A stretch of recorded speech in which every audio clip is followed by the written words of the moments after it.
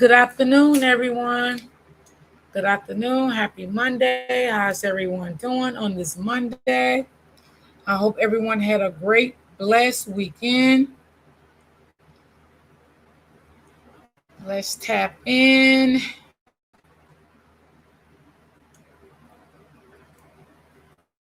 Yes, I hope everyone had a great weekend. I did. I rest a lot. Ooh, it's gonna be 100 degrees all this week, so I don't know. I might take a couple days off or something. Okay, let me see. Hey, Auntie. Hey, Buttercup. Hey, Brittany. Let me see. I don't know why this thing keep going around.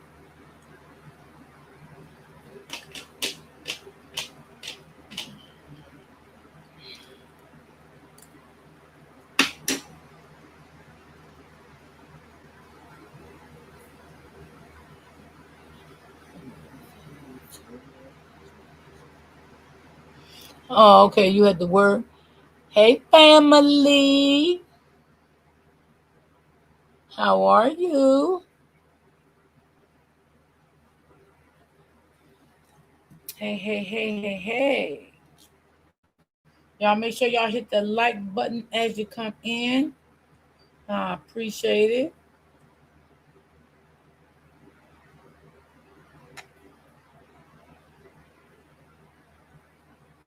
Hey, Ray Ray. Yes, I rest this whole weekend. Oh my God. I don't know. This week gonna be 100 degrees. I don't know if I can take it. It's gonna be crazy hot.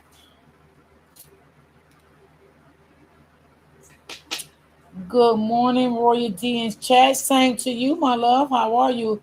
I'm proud of you, sis. Thank you. Thank you. I try to do my best, sis. I try.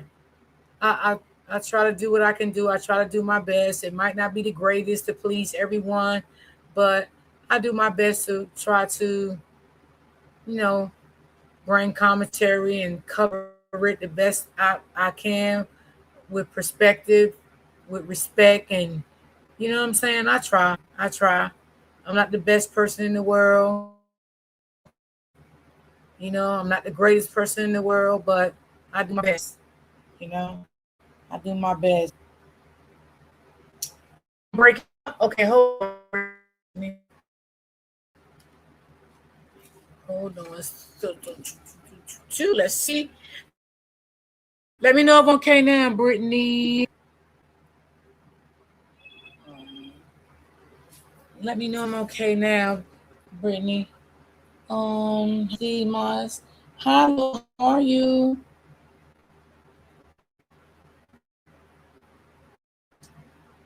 Um, is I'm okay now, Brittany? Can you hear me? Um, okay, thank you. You are doing a great job, Roy D, on this case. I like your commentary. Thank you. Thank you. I appreciate it. I appreciate it. Yes, free Carmelo. It's gonna get there, y'all. It might take a little time, but it's definitely going to get there. I see it's a lot of things going on over the weekend. I was saying on Facebook that people was going on and saying that the mom and dad is not giving people permission to raise money. I don't know about that stuff, y'all. I don't know. I don't know who giving. Well, let me tell you, y'all. I don't know. Something I just don't know.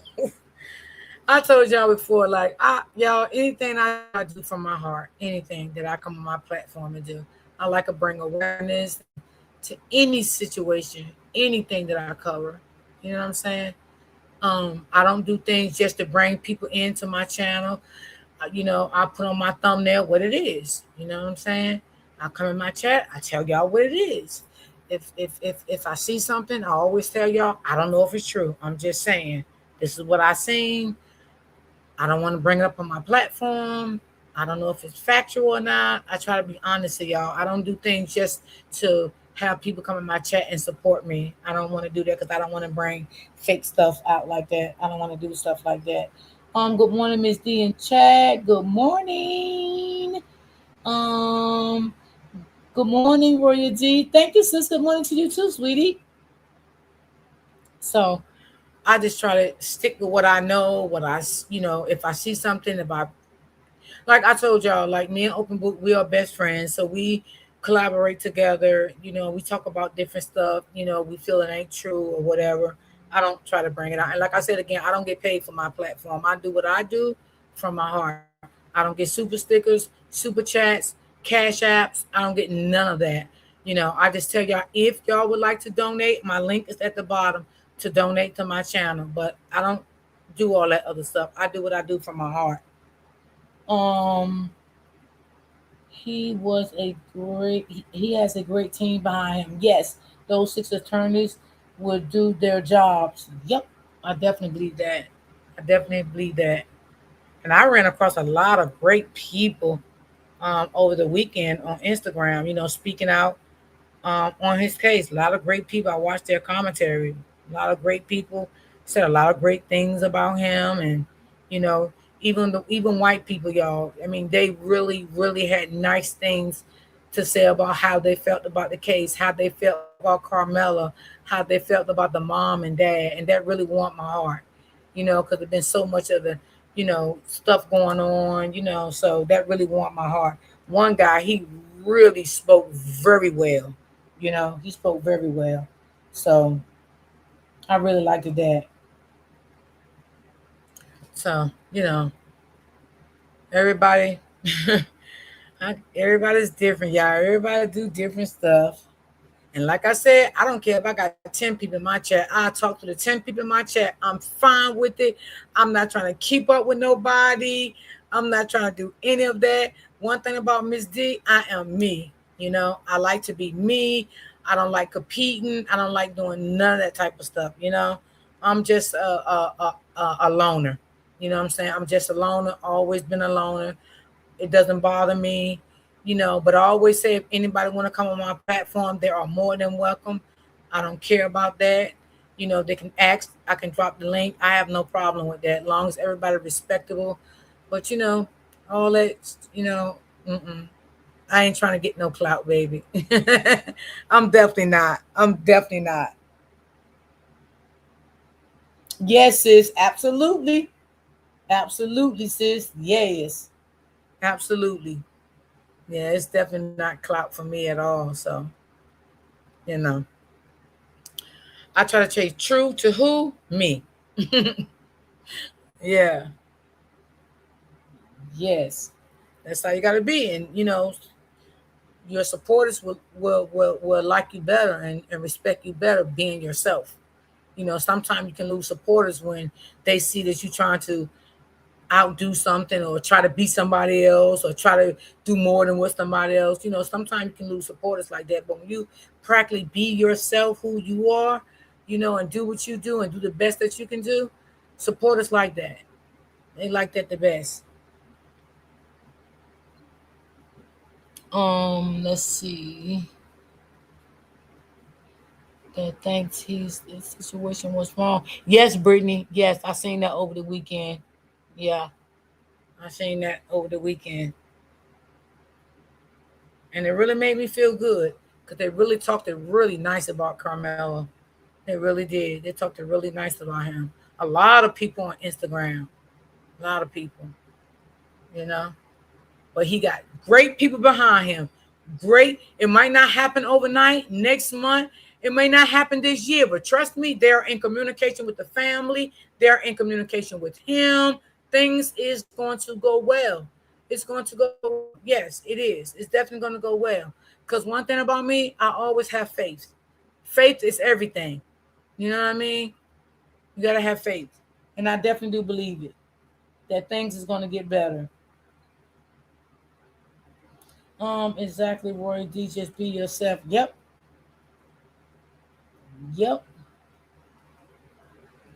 So y'all, I wants to get in. I think I got like 2 videos for today. Oh man, y'all, what's his name?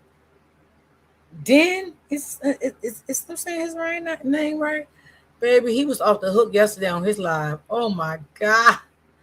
Now him, I like him because I like him because he likes to laugh and joke around too. I don't like people take things like so serious. Like he do his commentary, but he also bring joy with it. That's what I'm gonna say. That's why I think I really likes him because he do his commentary. He say how he feel. He mean what he say, but he bring joy with it. That's what I'm gonna say about him. That's why I like him. I really do. And if you're having a bad day, goddamn it, he'll make your day good. Shit, I ain't lying. He will make your day good. He is something else. Yes, yes, that's his name, sis. Yeah, yeah, yeah, yeah. I really do like him. I do. I do. He's so funny, you know. And I don't think he's doing things for just followers and stuff like that. He's himself. He is self, and I really do like that about him. I do. He's cool people. Listen, he's staying on business. That's all I gotta say. He's staying on business. He mean what he say. God damn it. I got to go to work. I'll catch a replay. Okay, okay, okay, Brittany, no problem. Oh yeah, Brittany, yeah, he is funny. Yeah, he is. He's so funny. He had me weak this weekend. Oh my god, he did. When he be calling out Megan, y'all, I be cracking up when he call her name. He be like, Megan, you listening? You listening? Listen, Megan. I'd be like, oh my god, he's so funny. I can't with him. I can't. He put the belt to the ass. Yes. Yes, he do, sis. Yes, he do. He said, because y'all know y'all like it over here with daddy. Putting that belt to your ass. He funny though. I like him. And that's why I say I like him, y'all, because he bring joy to his content. You know. Yeah, he brings joy to it. So y'all, let's get into this video, right? I'm gonna bring up it's gonna be two lawyers. They're very professional. I like the way they talk. Nice gentlemen. In my spirit, I feel like they know their job as an attorney. I like everything about them when I watch their video. And I think they seen a lot of things that didn't play out good in Karmelo, but they spoke facts. So we're gonna get into it and listen to what they got to say. Hey sis, I'm doing good today. How are you? Happy Monday. I'm doing great. I hope you are doing great also.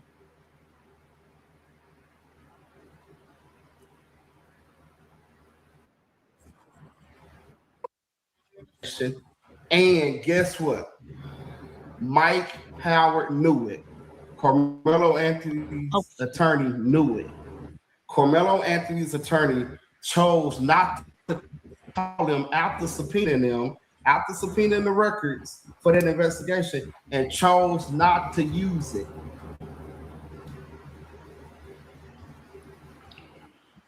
And chose not to use it.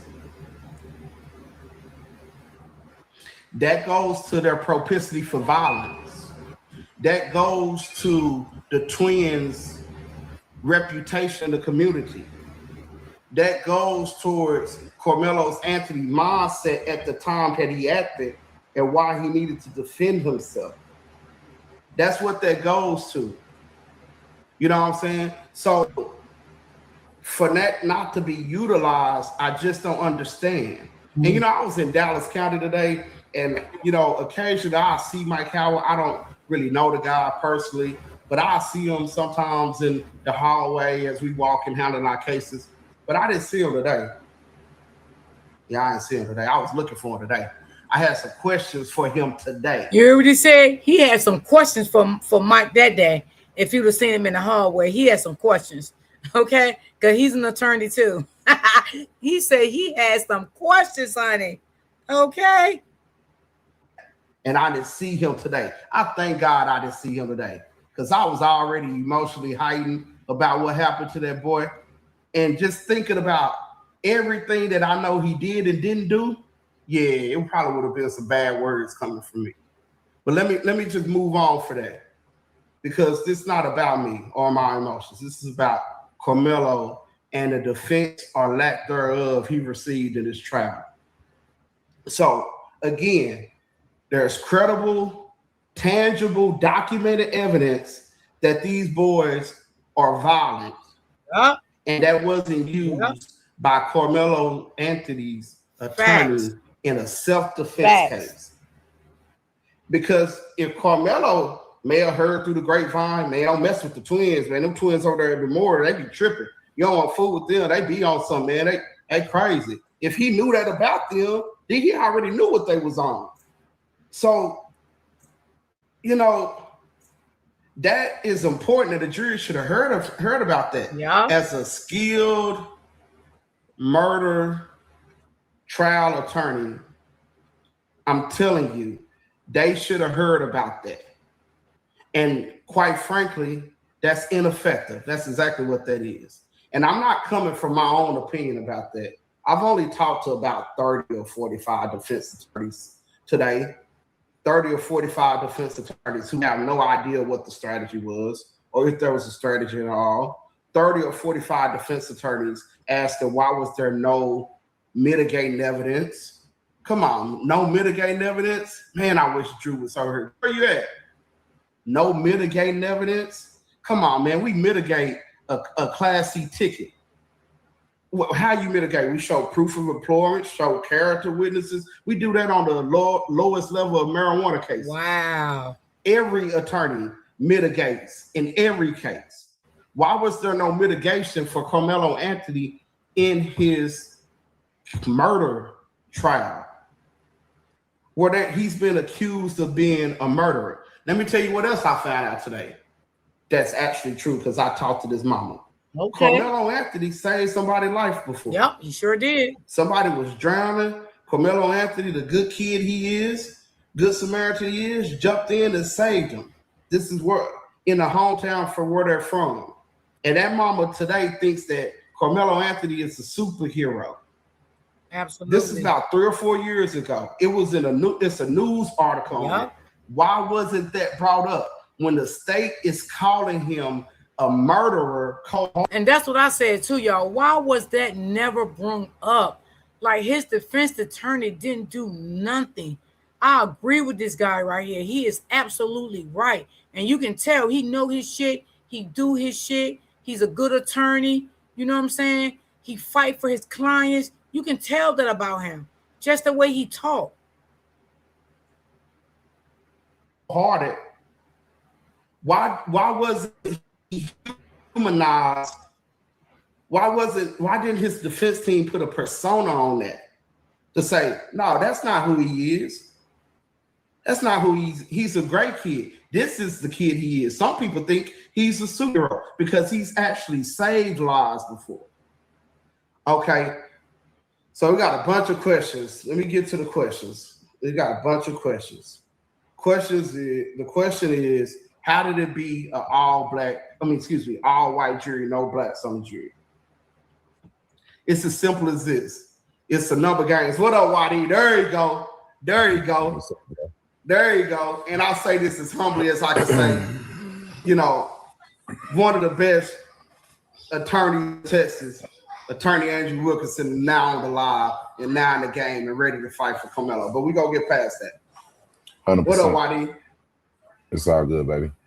I can't hear you, baby. You good? Yeah, I say, can you hear me? Okay, can you hear so me now? I'm telling these people, we're talking about jury selection. We're talking about jury selection and why there was no black jurors on this Auntie Tracy. Jury. Well, like I'm telling the people, when we go to trial in a Collin County, they're going to say, well, only 10 to 11% of our entire county is black, and the rest of the county is non-black. So if this is jury is supposed to be a cross representation of your peers of the community. So if there were 600 potential jurors, that means at least 60 should have been black. Okay. Right. Did it also depend on where they placed that in this jury pool? Because the people in the back of the 600 are really, really not likely to get called. It's only the people towards the front of the 600. And then when it comes to jury selection, black people, we complain, but we just got to show up. We got to show up. That's the way that we can effectuate change in this judicial system. We got to show up for jury duty. And when we show up, it's not an inconvenience. You're not trying to get off the jury. You try to get on the jury. I'll say that again. Black people, Mama and them told us wrong. You just go and try to get out of say this and they won't put you on the jury. Don't do that. The more people that's likely to get on the jury is the people that don't say anything. The people that don't talk, they're more likely to get on the jury because it's not a selection, it's a deselection. We eliminate the people we don't want. And whoever's left over, that's who selected from the jury. But in Collin County, you don't have many blacks out of the group to choose from. It's highly likely you're not going to get any blacks. And then I heard that there was 3 black women left over, and the DA struck all 3 of them. And rejected. That's a good objection. They tried to say they struck those 3 women because they was in education. They may have some ties one way or the other to the Metcalfs or the Anthonys. Nah, they really struck them because they was black. Let's call it spade a spade. They didn't want nobody to relate to Karmelo Anthony on that jury. So, Mike Howard objected. The judge denied it. That was the right objection.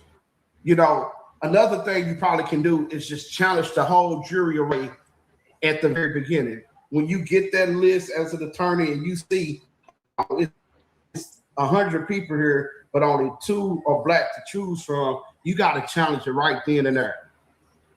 See, this is decades and centuries of game to this. These white folks. She said Mike Howard took that money and just let him sit there dry. Exactly.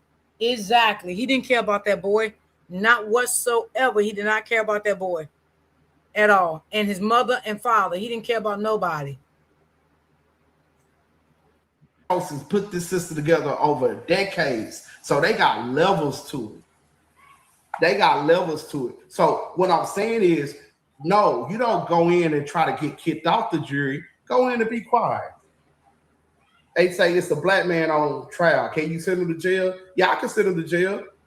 That's what you say in jury selection process. But when you go back in that deliberation room, then you stand on business. I guarantee you that's what the Caucasian people do. They hold their hand till they get in that deliberation room. They don't show their racism till they get in that deliberation room. Wow. They don't show their biases or prejudice until they get in that deliberation room. Y'all got to know how to get on the jury, black people. It's time out of not going to jury duty. Hey, how can I get out of that? That's one way we can effectuate change plus voting. We got to go be on that jury. I agree with him. Why did you got anything you want to say to people? Can you hear me? We can't hear you on this one, Drew.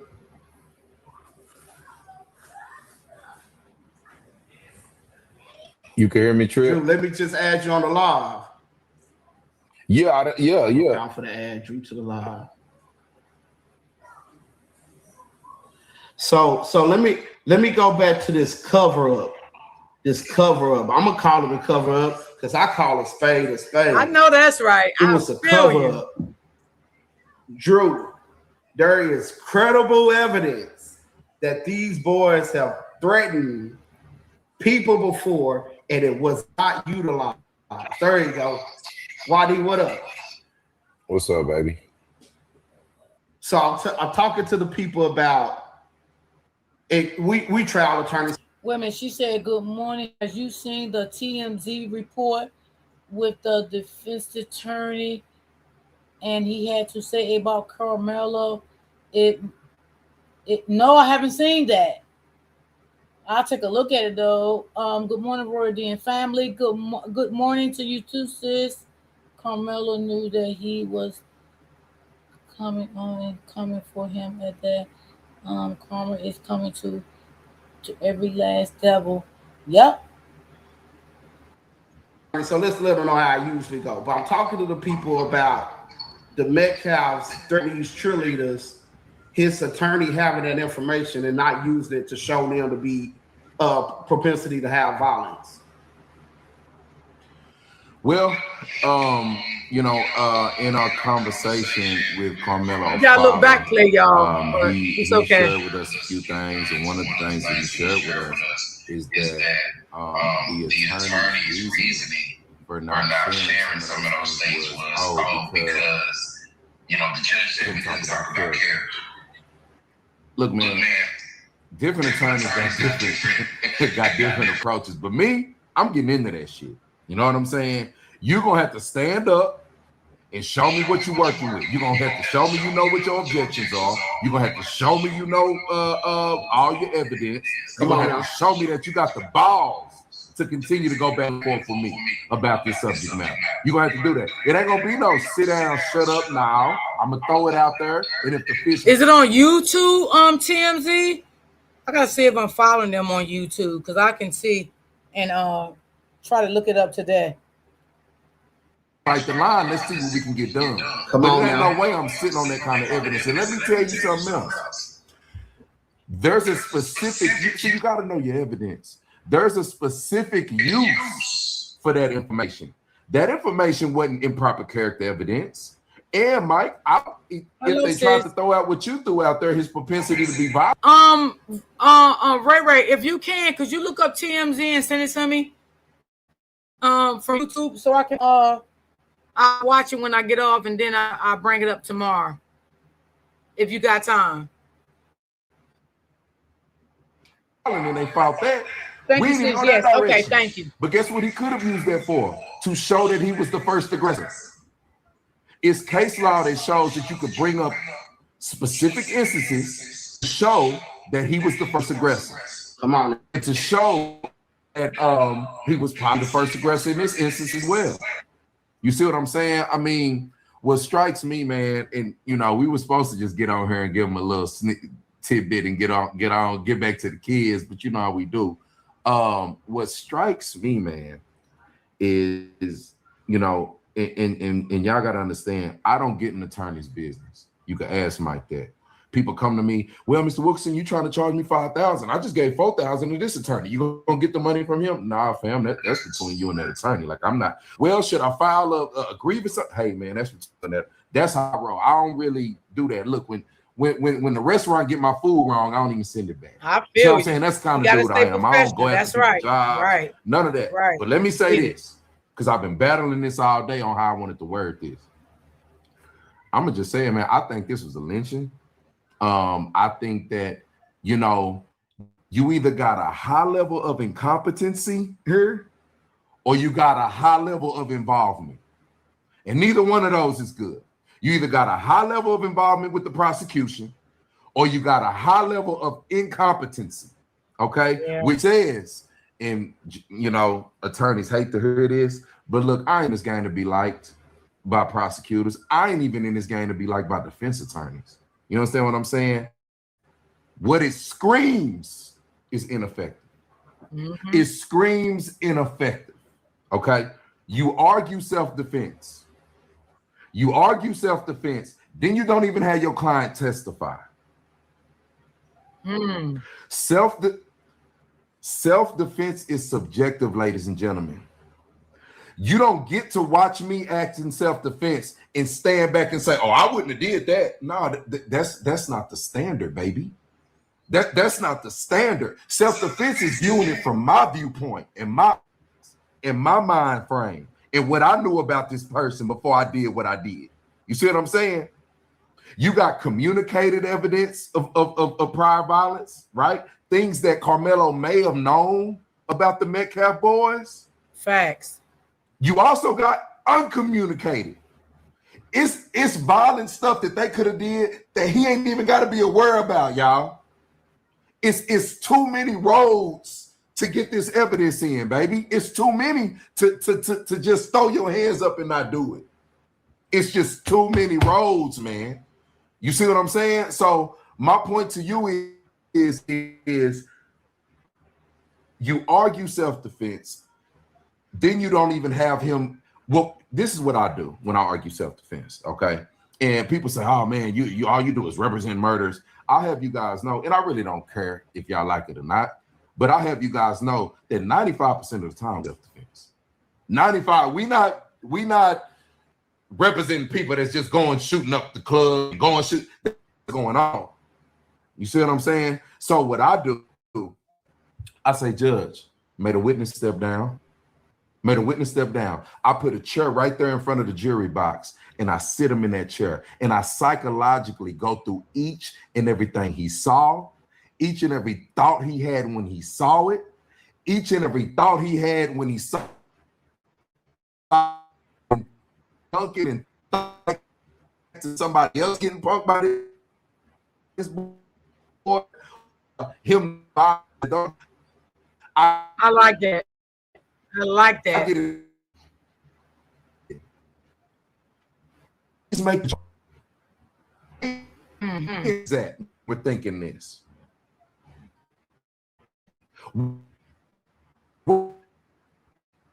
Sitting, where were they? Oh, he was running at you over these bleachers.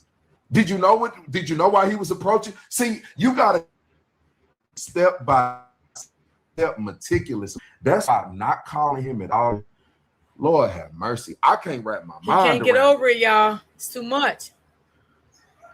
And by him being an attorney and a stand up good attorney, he feels some type of way. Not calling Karmelo to the stand.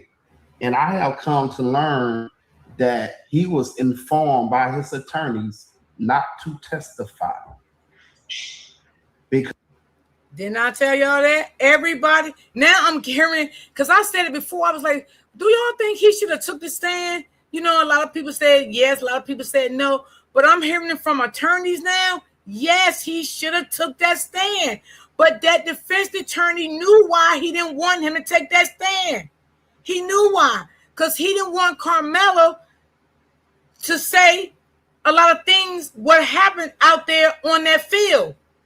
He knew that would open up more cans of worms, and he didn't want that. Because this defense attorney know he wasn't doing his job. These is two good defense attorneys right here. Well-spoken. Know their job. That defense attorney wasn't for Karmelo at all. And I salute to these two guys. Because there was some mysterious text messages that they discovered that could doom him. Huh? He didn't even show Karmelo or his family what those text messages are. But his own attorney told him not to testify in a self-defense case when every defense attorney I talked to said they would have called him to the stand. How is that not ineffective? Did y'all hear that? Did y'all hear that? It was text messages. Oh my God. Wow. Wow. And both of these attorneys right here talked to Karmelo's mother. Oh, yeah. How is that not ineffective? And yeah, I hear y'all saying, let's be silent. But hold on.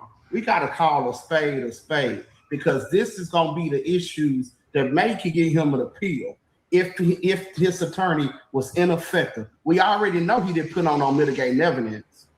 We already know that. But not calling Karmelo to the stand to give his story and to put a persona on him and to raise the defense and the doubt and to, if they ain't buying self-defense, to at least try to get him on heat of passion manslaughter, to not call him is ineffective. Or to humanize him, Mike.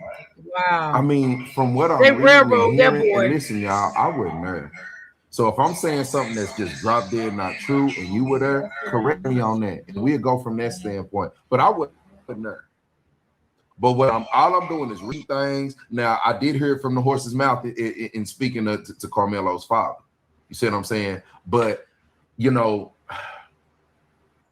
you gotta white. Let me tell you, black defense attorneys, white folk in the jury box ain't gonna humanize your client for you. They're not gonna do that. Okay, sis. Yeah, you They're did not say gonna that say, last week. "Oh, he's never been in trouble before." Oh, 3.7 GPA. Oh man, this was just an isolated incident. Oh, they're not doing none of that. You understand? You have to put him on that stand and talk to that man as he talks to the jury and looks at the jury in their eyes and says, look, I've never been in trouble before. I don't even have a violent history. Hey, by the way, you guys are saying that I'm indifferent to human life. I actually saved somebody's life a couple years ago. I mean, God damn, bro. Like, what are we, Lord forgive me, what are we doing though? Like, what are we doing? And that's another thing. You didn't put on any mitigating evidence. My man, let me tell you, we putting on mitigating evidence from a murder to a Class C ticket.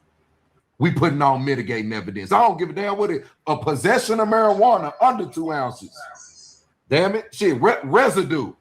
We putting on mitigating evidence. Mitigating is anything that can turn this jury's mind from thinking this man is so bad and such a bad person that they have to convict him. And it ain't nothing that refutes more a prosecutor saying this man ain't care about human life. He was indifferent to human life. He had no regard for human life when he stabbed him in the chest with that knife. He knew you can infer from his actions that he was trying to murder him. Ain't nothing better than being able to put your client up there and say, I actually saved the life before, sir. Facts. Like I actually go read. They could have gave the jury something tangible to look at, the news article, and they could have had Karmelo talk them through it, and they could have had the little boy's mom, who he saved, testify. Let me let y'all in on something. Let me let y'all know something. And this is how much I didn't want to be just spreading bullshit, right? I went to the post that the mom posted. I went to her profile, and I texted her. I mean, I inboxed her. We getting on a call tomorrow. I had one question for her. One question. Did they subpoena you? She said no, or I would have been there. To not even subpoena the mother of the child's life that he saved.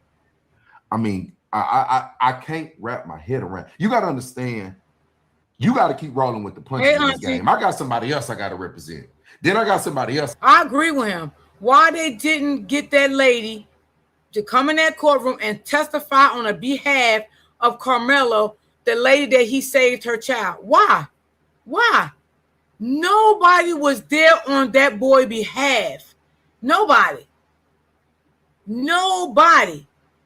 They even had text messages that the mother said she never seen. The lawyer never showed her the text messages. What kind of shit is this? What type of attorney was this? Yes, I got. So I usually don't dwell on things, Facebook. I'm telling you, like I don't even dwell on things in my own life. I probably should, but I usually don't, because it just ain't no time for it. But I'm dwelling on this, man, because to call the mama up there, and the mama I'm sure did the best she could. She ain't no better, but to not call, I mean, bro, I've never had a mitigating piece of evidence like that. And to just him up there. I mean, damn, you didn't call him during guilt and innocence. Call him during punishment to talk about you got a second bite at the apple. That's the way it works, ladies and gentlemen. During guilt and innocence, you get to argue manslaughter. You get to elicit testimony that says that he was in a heat of passion when he did what he did. Just so you got something to fall back on. That's what I meant when I said I hope his attorney is pivoting. That's what you do. That's what I do, at least. While I argue self-defense, I'm bringing out facts and I'm asking questions that says maybe my client was scared and he ain't had no time to think about it. That way, if the jury thinks it ain't self-defense, I get up. What I said before, without even brainstorming on it. If you think my client did this out of fear, then you got to acquit him. It's self-defense. If you think my client did this because he was angry, then you got to acquit him of murder and you got to find him guilty of manslaughter. That's how you do it. after setting it up. That's what I meant by pivot. I didn't mean we giving up on him or none of that. No, that's the smart play, man. That's the smart play. But honestly, Mike, I feel like we rambling right now, fam. You know what I'm saying? I feel like we rambling right now. Yeah. Yeah.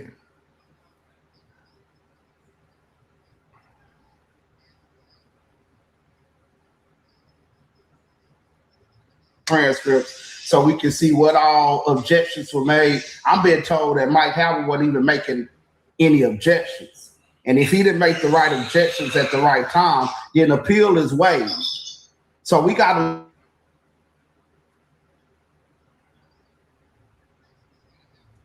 high profile case in this matter. You put your bar card up for scrutiny. And if you don't do a good job, then it needs to be discussed. Because had I did it, had I put up that type of effort for Karmelo Anthony, the bar be calling my phone tomorrow. The bar be on my phone tomorrow. This time we need to talk about this ineffective assistant counsel you did. And let me tell you something else about why you would go with an attorney that can relate to your son as opposed to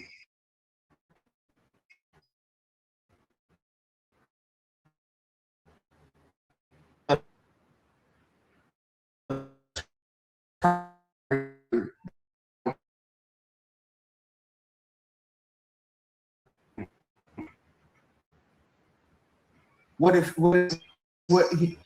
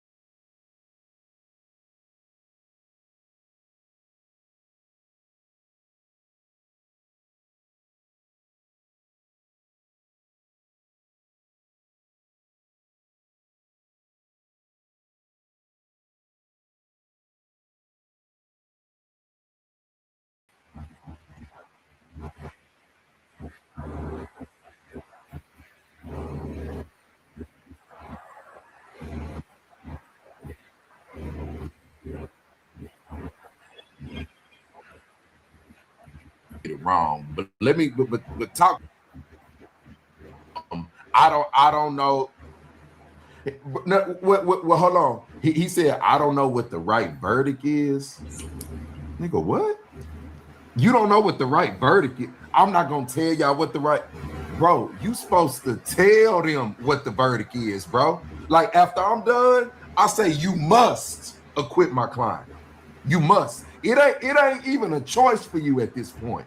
With what you've seen, with what you've heard, you are required by law to check that not guilty box. Ain't no I'ma throw up a quarter and hope it land on heads or tails, bro. You ain't leaving nothing to chance. You tell them folks what they do. And you don't get up there telling them how hard your job is, bro. This ain't about you. You know what I'm saying? But honestly, y'all, that's why I be having to impart wisdom and knowledge and understanding, because I actually do love what I do. And all attorneys don't. So that ain't nothing for me. Like I tell everybody in my consultation, you can ask anybody that's consulted with me. I tell them that is where I'm most comfortable standing in front of the Twitter. I love it. Ooh, I love it. You see what I'm saying? But just reading that closing, it just ain't even seem like he believed it. And nigga, if you don't believe it, they not finna believe it. We talk to each and every jury, win, lose, or draw after our trials. And you know what they tell us? We believed you because we feel like you believed. It's the passion, bro. It's the passion.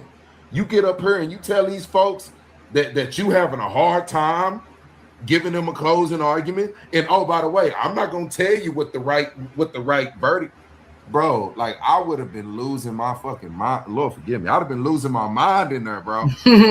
Like seriously, I might have walked out. But here's the deal. Let me clarify. I'm a frontline soldier. You understand? I don't do appeals. I've never done appeals. Honestly, if you smart, you don't want me doing your appeal because I've never done one. You see what I'm saying? But what we have committed to is sitting down with the family, finding the right fit, making all the requests for who the appeals attorney should be, having the conversation, meticulously drawing this out, and hoping that the appeal gets granted. And if the appeal gets granted, I'll be ready with my musket in frontline soldier. But you can't ask me to do an appeal though. Now I go over the transcripts, I look at the appealable issue, I do all that, I'll pitch you in. But as far as bringing the appeal home, I don't do that. Facebook. I'm on the front end of things. You see what I'm saying? So just clarify, we don't want to be putting out false information. You see what I'm saying? We are not actively turning in the appeal. We are assisting, consulting, and making sure it get brought home. And then once, if the alley-oop is up there and the appeal get granted, I promise you I'll windmill it on a fast break. I promise you.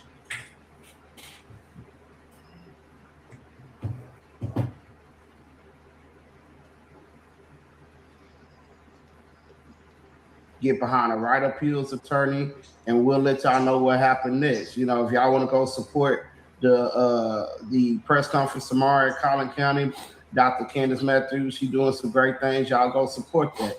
But right now, we finna try to get to work on the legal side, and we gonna kind of hold it to our chest so we get some real work done on this end. Because ain't no doubt about it, him being at TDC right now, him having on that slave-like suit they put on him, them shaving his head off, them posting his mud shot all on the media. You know what I'm saying? Okay. Them white folks showing. Yeah, that was fucked up. That's why if y'all look down my timeline, I never posted his jail picture because when they shaved his head, because I didn't like that. I felt that was like, I didn't like it. I didn't want that on none of my thumbnails. I didn't like that. That kind of like touched me, so I didn't do that. But yeah, that lawyer did some foul shit.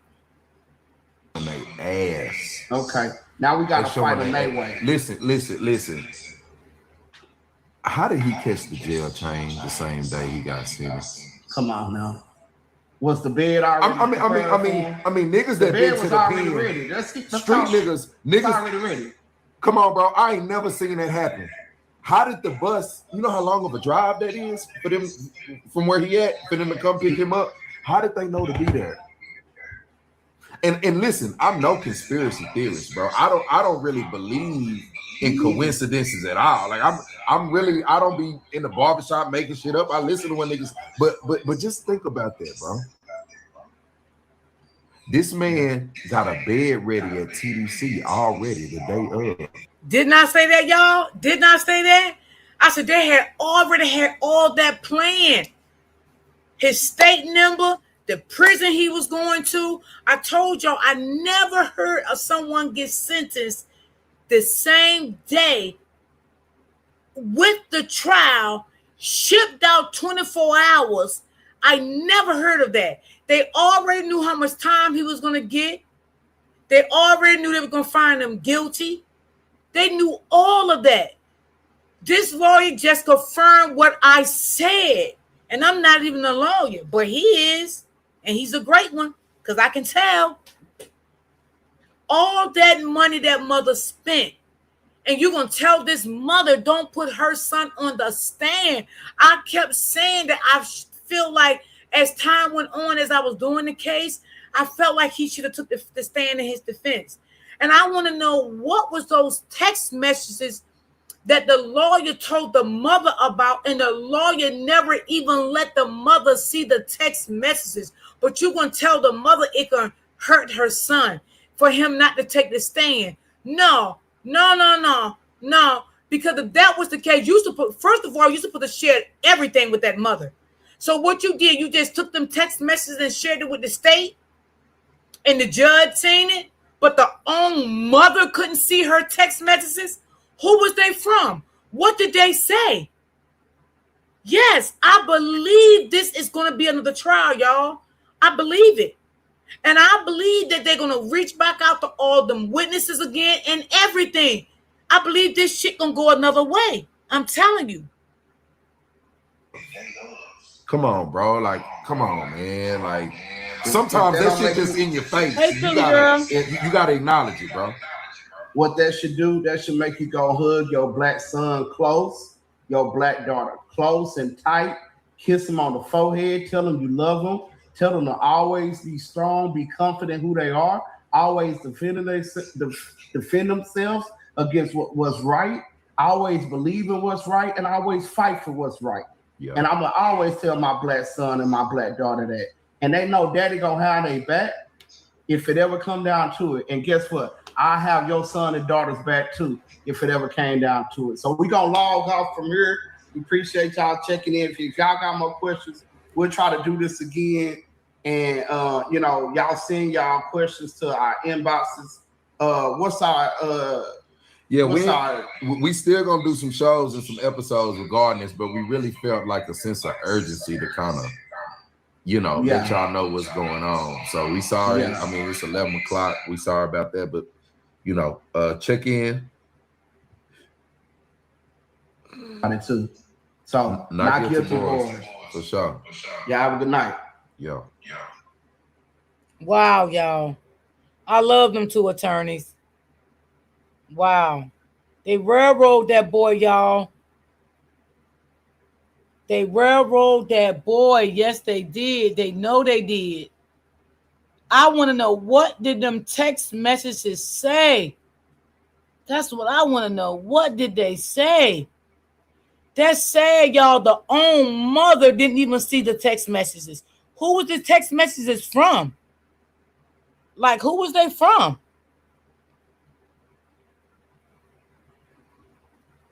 All right, let me bring this one up.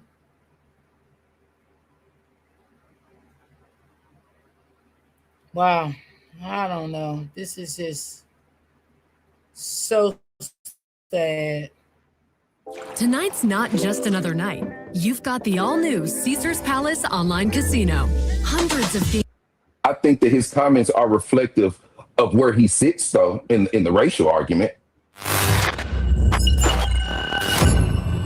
Willie D Live. Now that you've had a chance to see the incident video, now that the arrest footage has been released, you've heard the 911 call. I'd like to get your perspective as a veteran trial attorney.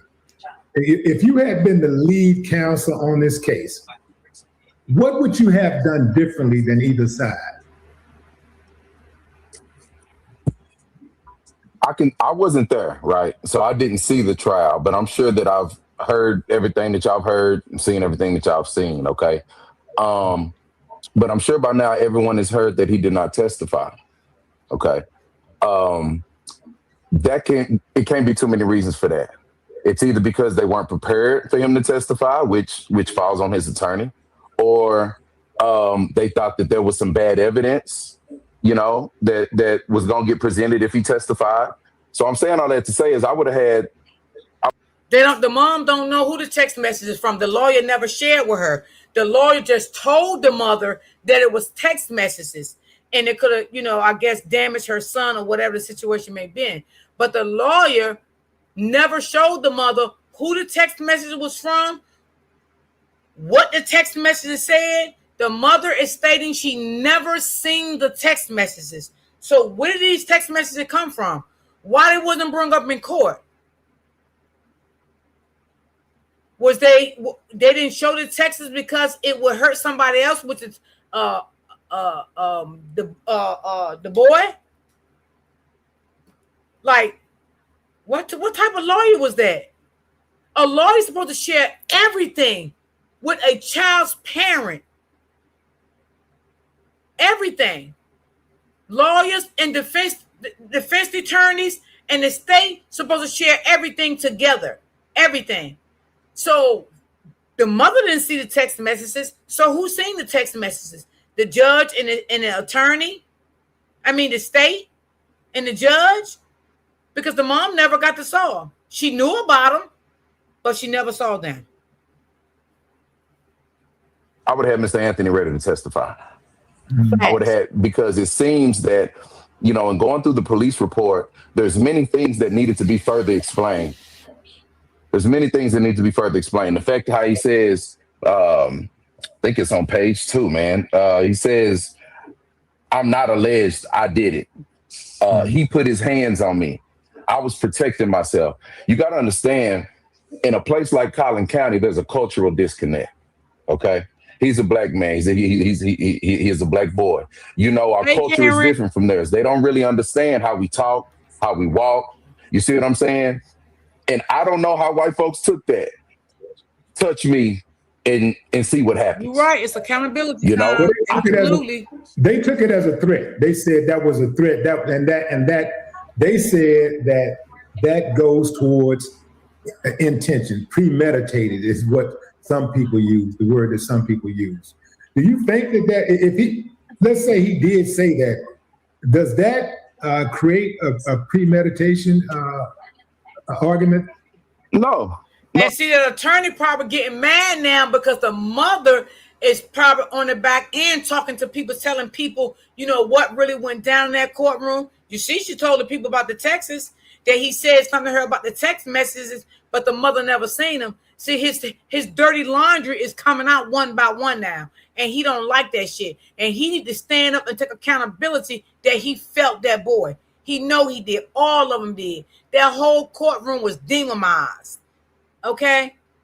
They felt that boy, and they know they did. They railroaded that baby.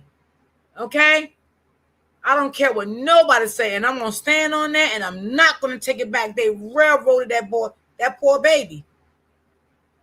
And thank God for these 2 attorneys and other attorneys has been speaking out on the things that went wrong in this case. Shout out to all of them. No, if he said that, I would face it right in front of the jury and ask them what he meant by it. And that's the problem. You see what I'm saying, Willie? He didn't even take the stand. Why don't you keep coming in here cursing? Don't come in my chat cursing. You done did it 3 times.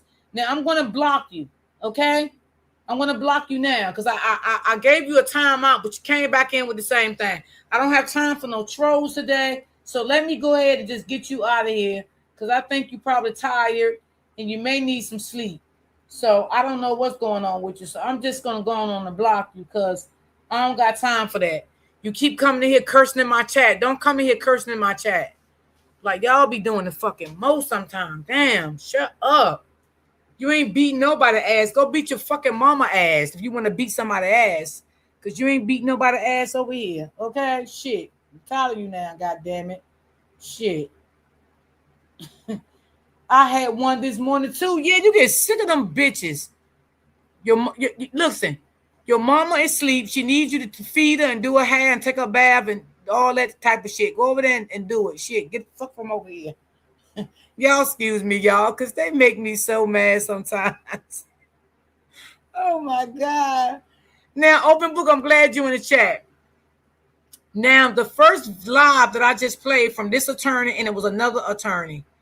One of the attorneys said they spoke to the mom.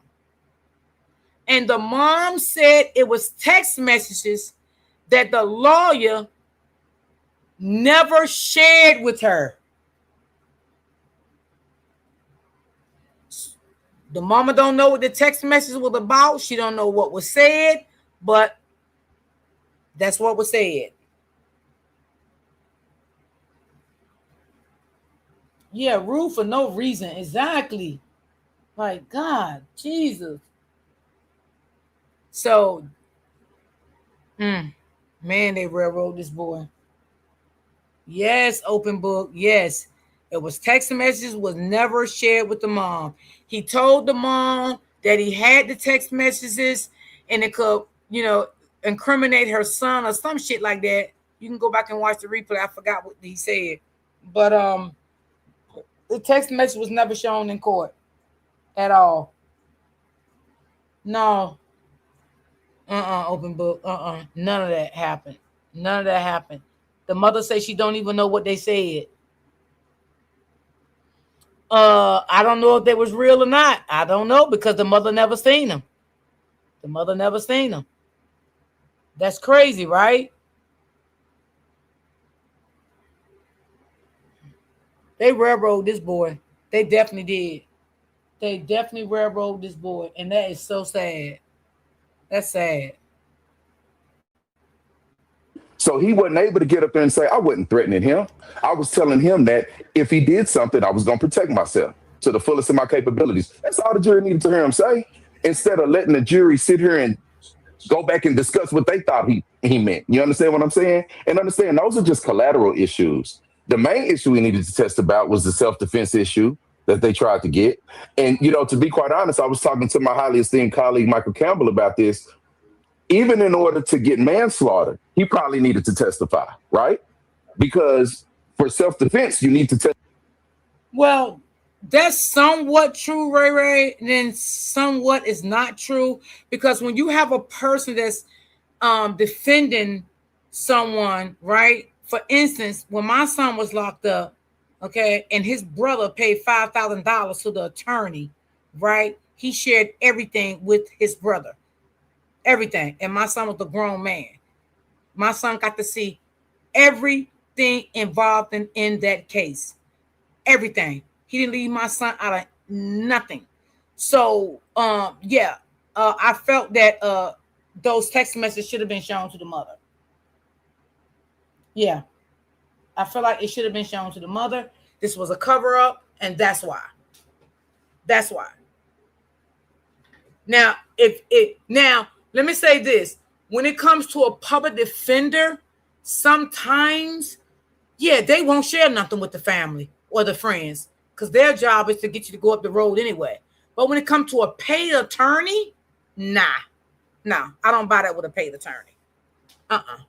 No. You got to have the right kind of attorney, baby. My son had a good attorney. I ain't gonna lie. He was a white man and he did his motherfucking thing. Okay? And my son was in charge of every single thing. Okay, I ain't gonna say the whole story, but open book know what I'm talking about. And my son came off on top with that. Okay, and he shared everything with his brother, and the brother was sharing everything with me. My son to be able to get information. I was the one paying the attorney. Hey, Miss D. Hey, girl, how you doing? See, we just gotta realize one thing, right? Let's not act like we crazy over here, right? We know this attorney wasn't shit. Okay. We know he felt this boy. We know that he wanted this boy to go up the road. we don't want to act like he didn't do it because he didn't have to do it, because he was 18, 19. He didn't want to do it. That's just how I look at it. He didn't want to do it because his plans was already put together. That's what I'm gonna say. Hello, King, Queens, and blessings. Blessings to you too, baby. To testify that you were afraid of serious bodily injury or death. But for manslaughter, you need to tell them you did it because you were angry. Right? The jury was not let into the mind of Karmelo Anthony, period. And that was so that's my answer to that question. I would have had him ready for all of that. What do you think? What do you think the chances are that Karmelo Anthony's defense attorneys purposely sold him out? Good question. Look, man, I usually don't get in other attorneys' business. I say that a lot because it's true. But in looking at what happened, I don't know if he did it on purpose. I don't know if he did it on accident, but it's the same result. Either you one of the good old boys, right, which is bad, or you just so incompetent that you didn't know how to prepare yourself, correctly for this trial, and that's bad. So I don't know if he did it on purpose. All I know is I see the result, and I heard what occurred. And back to your last question too. Even Willie, you can't say hit me and see what happens, and I punch you in the face, and I'm right for that. That's assault. You see what I'm saying? So I just want to take it back because people got it wrong. That's a collateral issue. That don't matter if he said, touch me and I'll do something. It don't matter because I can't be on the street, right? Downtown Dallas or downtown Houston, and somebody say something to me and I just punch him in the face.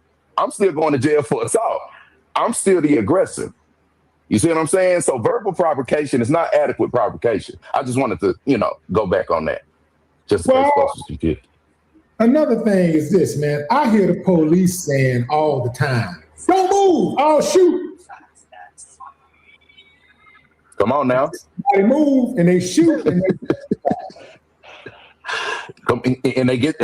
they claim self-defense. Show me your hands. Don't dig in your pockets. Don't do it.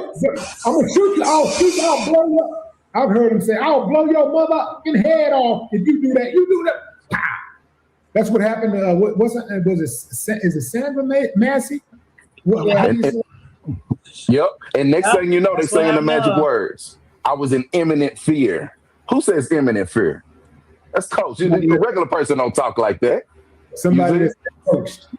Right. Exactly. Yeah, Andrew, what do you think it was the single most powerful bit of evidence on both sides? Wow, really, Ray? I think the fact that on the state, let's start with the state side. I think the fact that they were allowed. How you gonna blame Karmelo for not getting on the stand? And he was the one said that he felt it wasn't good for him to get on the stand. What type of attorney is that? Oh my God, that man is crazy. Out for 21, I think it was 21 witnesses. 21 witnesses to get up there. Hey, Ms. Walker. And all of them to, render an opinion on the ultimate issue. I heard that the last question for all, because I do this. So I heard that the last question for all 21 witnesses was, do you think this was self-defense? Well, I'm hoping Mike Howard objected because they shouldn't be saying if it's self-defense in front of the jury, because that is a question that causes for them to make a legal conclusion, and they're not lawyers. So if he objected, that's something that they could take up on appeal. If not, the state might have snuck that one by. But, to sneak something by somebody 21 times, again, that either speaks to his incompetence or his involvement. I don't know. I ain't saying which one it is. You see what I'm saying? Go ahead. I think it's both. I think it could be both. The reason why I say it's both is because, number one, it was just for him not to present that, for him not to object, but only like a one or two times during the entire trial, for him to think he could get away with that. That shows the incompetence. Like, I don't care how smart you think you are. You got to be short bus window licking slow to think that you're going to be able to present that case in front of the world, and that people ain't going to see what happened and call that out. And that's why I do believe, that's one of the reasons why I do believe that Karmelo Anthony was able to assemble such a great appellate team of lawyers, because those lawyers looked at that and was like, nah, man, that ain't right. These lawyers got reputations, just like everybody else. And they got integrity like everybody else. So they like, man, they're not going to just go put their career on the line for somebody who don't think that they can adequately defend. I think that the reason why those lawyers got on board is because they see this case and they see how unfair it was. And I'll just go straight. I'll call it strike a strike and a ball a ball. I think what those lawyers did was absolutely criminal. And they should be investigated. Also, those 21 witnesses need to be investigated, because I'm sure that some of them perjured themselves. The Eddie guy, are you familiar with him? The guy that said he didn't know him, is that him? Yeah, the guy who was identified as Carmelo's friend, but Carmelo's girlfriend's cousin in some type of loose relationship as a cousin, right? This guy is the one who called Karmelo over to the tent and told him, invited him to sit down. And then when it went down, he allegedly recorded it.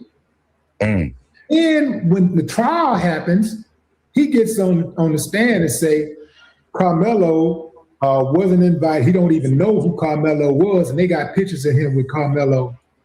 And he said he didn't even know who Karmelo was. This guy is very sketchy to me. This guy needs to be investigated. This Eddie guy is a primary example of how important it is to pick your friends carefully.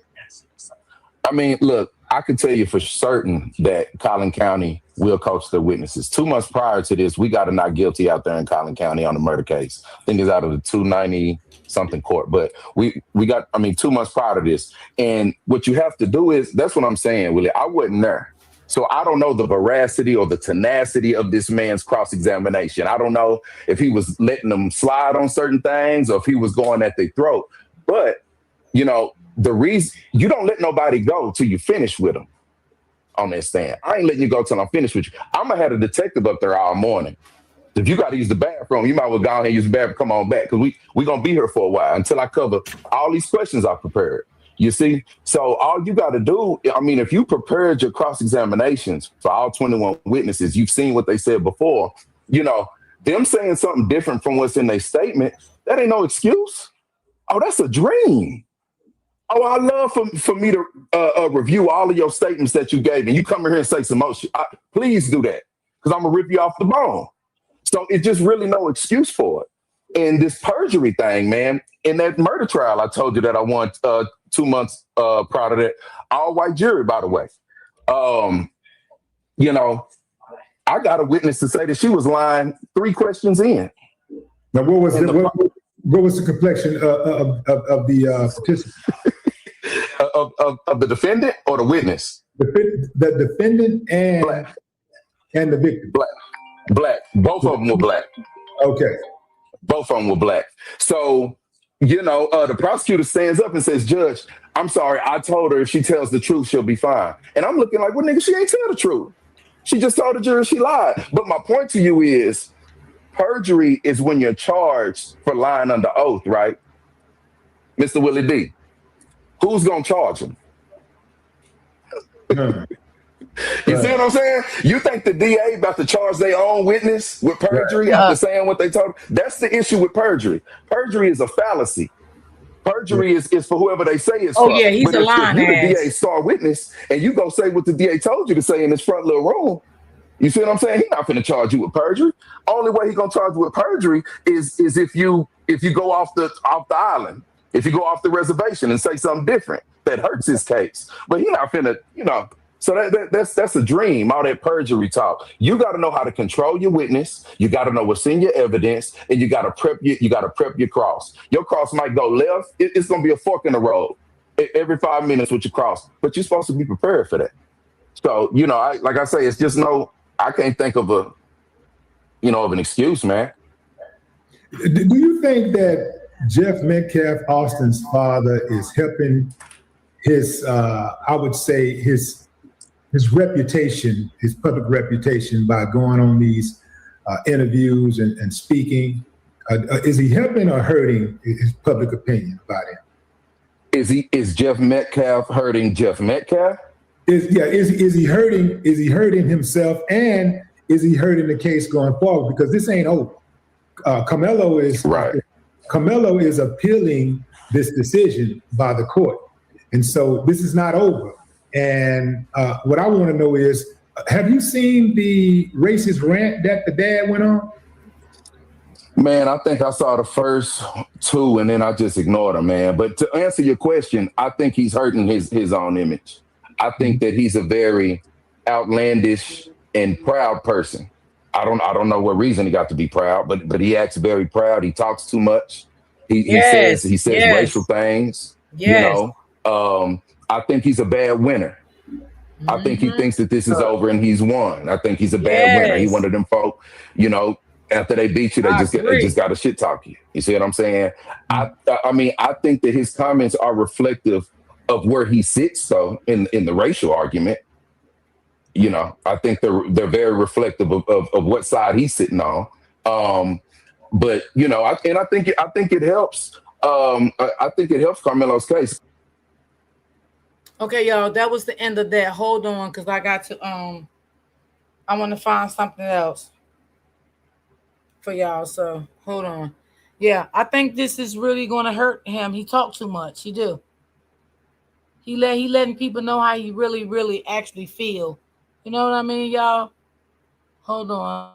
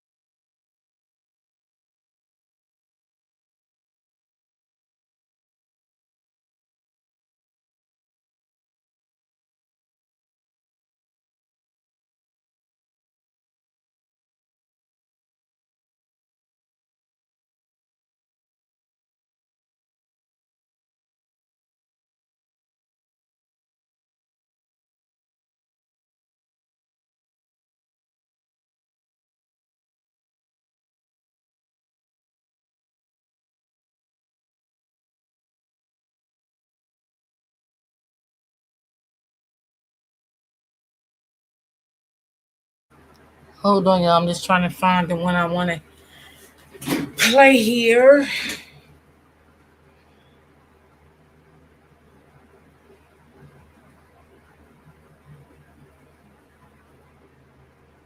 Poor baby, poor baby. They railroad this boy. I don't care what nobody say. Okay, let's see. This is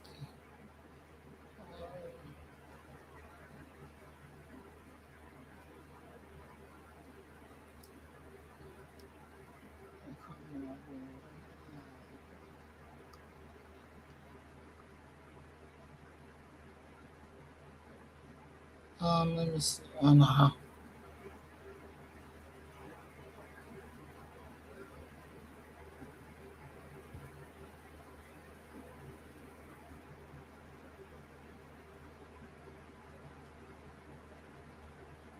So let me see. I'm just trying to pick a good one for y'all.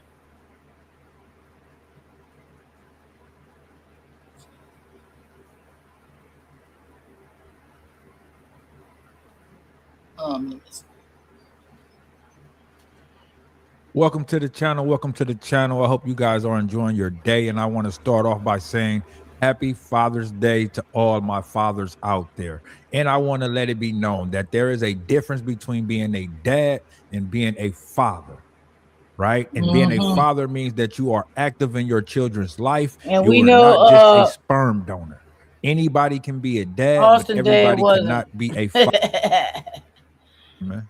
We also gonna do a call-in show today, y'all, because I want to hear what y'all got to say. Because people been blazing me.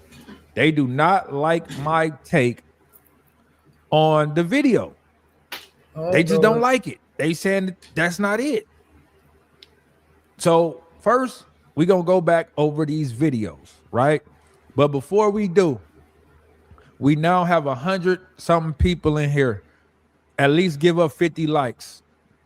We need at least 50 likes, man. We got over 100 and something people in here, don't man. care what you don't like what you As soon as say. you come in, if you can, hit that like button. It's a free way to support.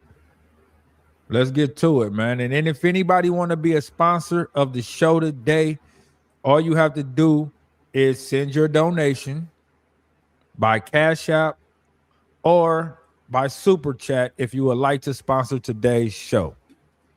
That's all you got to do. And if you would like your comment displayed like on what the you screen, say, especially if you're on Karmelo, send in that anyway. Super Chat or that Cash App. This look better enhanced, but it's still blurry. This look better enhanced, but it's still blurry. Yeah. You can see it's like they zoomed in a little bit better. Yeah, you can but let's take it back. So let me see. All right, here we go. Let's take it back. This look like Austin right here, right? This look like Austin. It looked like he already got his hand reached out right there. It looked like he already got his hand reached out, but then you just see body mass right here. I don't know if their heads are turned which way. Like, which way do you see their heads turned? Yeah, why everybody? I don't know. Everything's so black, right? So if someone was to say that he was surrounded, I can say, you know what? Looking at this, it does look as though he's surrounded. It does look as though he is surrounded, or there's multiple people in front of him and looking at him. And you can see that he is at the edge of the tent, if he is even inside of the tent at all. They said in court that he sat on the back bleacher right behind the tent. Right behind the tent. So that means that he was never in the tent. If he sat on the bleachers outside of the tent, it's like you know how the tent end right here, like this the edge of the tent, and then he sat like right here. So for all those people that said, oh, they were protecting their belongings, the lie detector determined that was a lie. What was he going to steal with all those kids right there? What was he going to steal? All those kids was right there. What was he going to steal? So we know that that's a lie. We know that that's a lie, right? Then this guy to me don't stand on. What else did they say? Okay. Yeah, they kept on saying, why wouldn't you leave? Okay, why wouldn't you leave? If he is not up under their tent, which he is not, that means that he is sitting on the bleachers, which is public property. But Karmelo ran from under the tent. He ran from under the tent, from what I seen. Did y'all see that in the video? When they had him highlighted, it's like he ran from under the tent. That's what I seen. So I think he was under the tent. It is not Austin's property. It's not Hunter's property. It's not Memorial's property. It is public seating, which means he does not have to move by law. I understand people saying, oh, if somebody just wants you to leave, just leave. That's equivalent to you sitting at a space on a bus and somebody come up and tell you they don't like what you had to say, so you need to move from that space. I agree with Really? that. So if you sit behind somebody on the back of, on a bus, and you're having a conversation, and then they turn around and tell you they don't like what you said in that conversation, you have to go. Are y'all gonna move? Are y'all gonna just get up and go?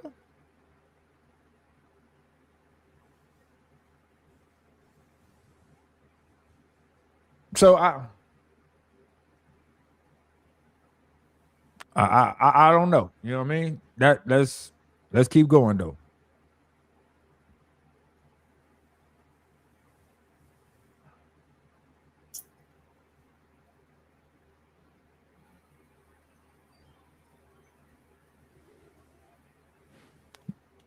Now, right there, you can see him step up and do what they called a football move, a lineman drill.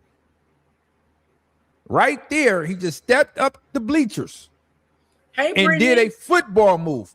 That is an attack. That is an attack.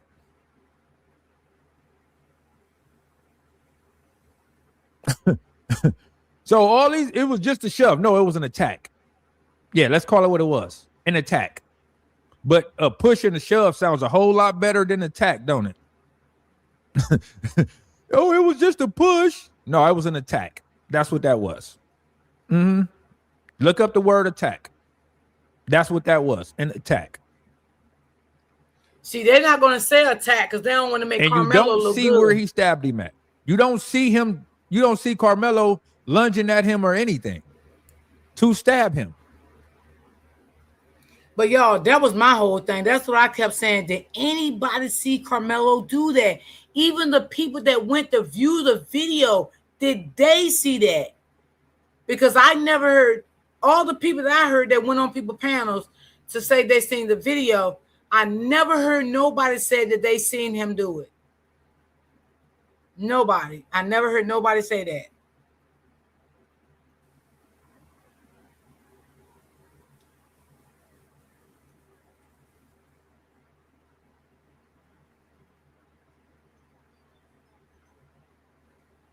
So when did the stab happen? Got him. When did the stab happen? You can't tell when the stab happened.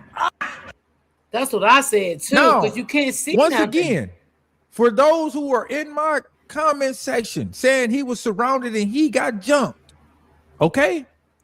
I can see how you can see that.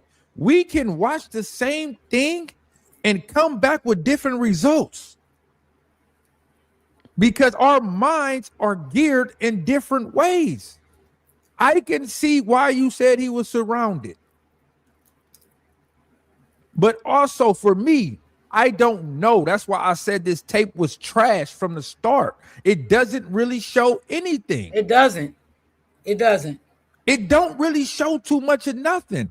You can infer that he was surrounded, and you can also say that he wasn't. Which brings in, guess what? That is called doubt. That's what that brings in. Because you cannot say for a guaranteed fact.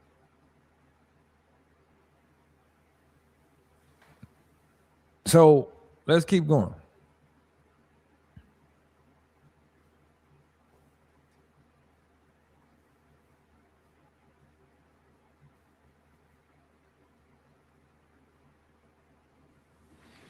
And right there, I can see when people said that he might have been struck by someone else.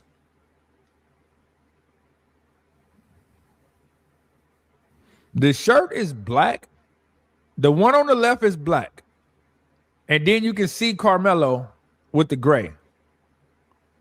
I'm being honest, y'all. I think they made that video to look like everybody had on black. I don't think everybody had on no black. I don't know. They could have. I don't know, y'all. It's just so hard to really tell, you know. Only one I know that had something on gray was Karmelo because he had that gray hoodie on. But damn, did they change the color in it? That's what I was asking. I want to know, was the color changed? Right? So let me see. All right, Hey, it's Candy black. girl. It's a black shirt. Let me see. It looked like it's a black shirt right here. I don't know. It looked like he got on a black shirt. That looked like a black shirt right there. That looked like a black shirt. And this blob right here, somewhere inside of this blob, should be Karmelo Anthony.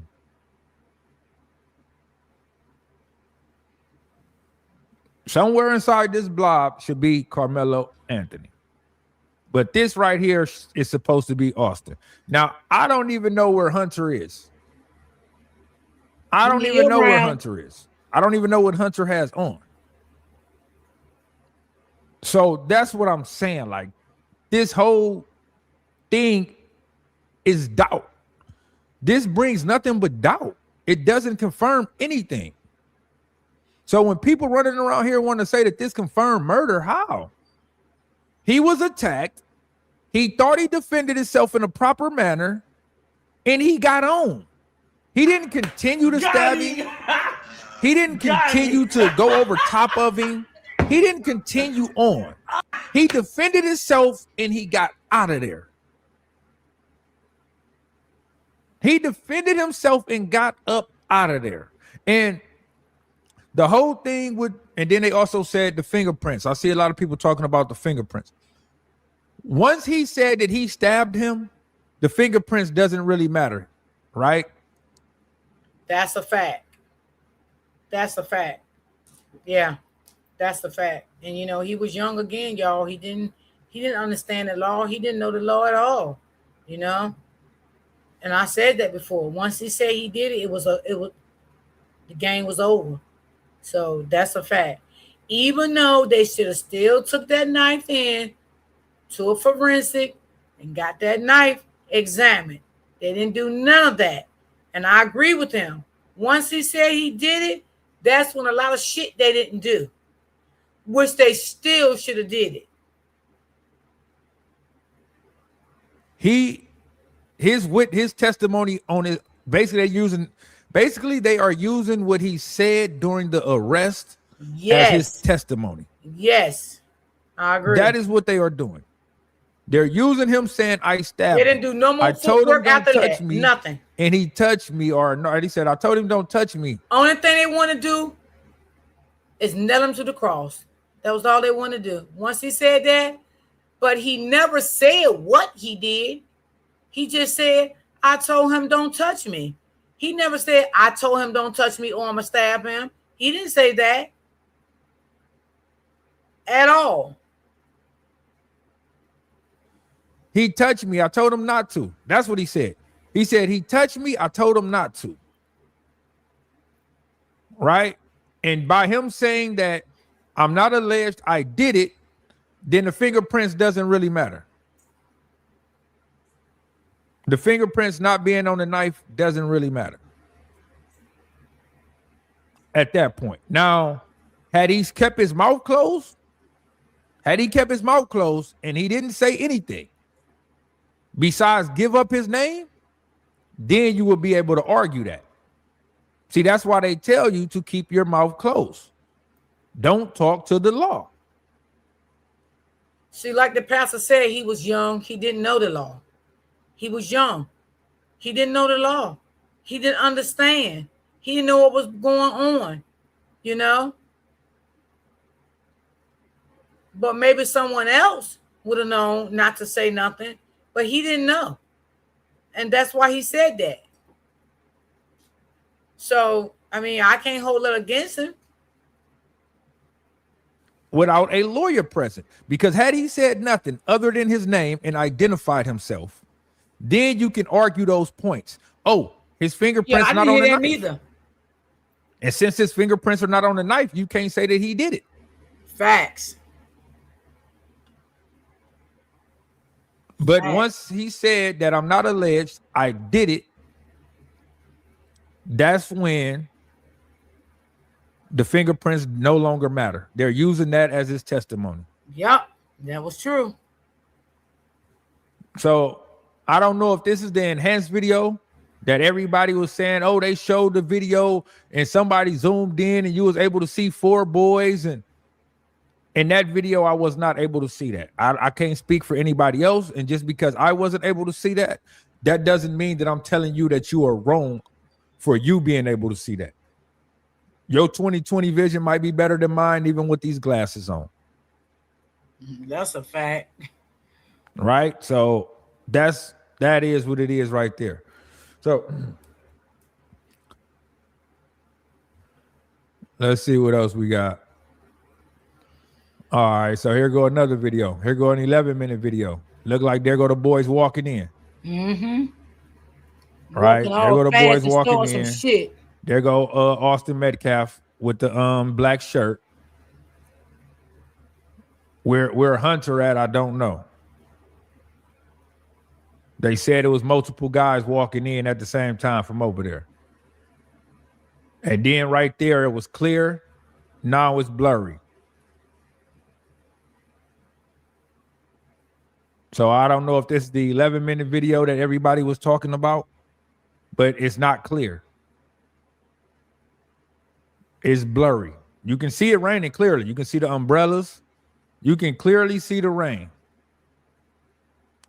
So everybody that said it was not raining, it's not raining. It wasn't even raining. You can clearly see that it was raining. You can see that either it just stopped raining or it's still kind of raining right now.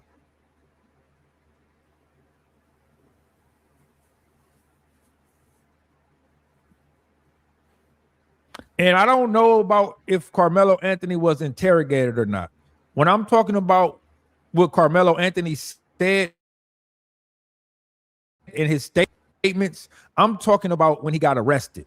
That's what they are using. That's what they wrote in the police report. And those words are what they are using against him. Because they didn't have to read him his Miranda rights was Hunter because he offered up that information. They never placed him under arrest yet. So he offered up that information without them Mirandizing them.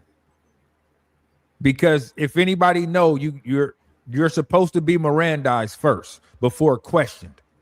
But since they never questioned him and he gave up those words, then they are okay to use in court as a statement.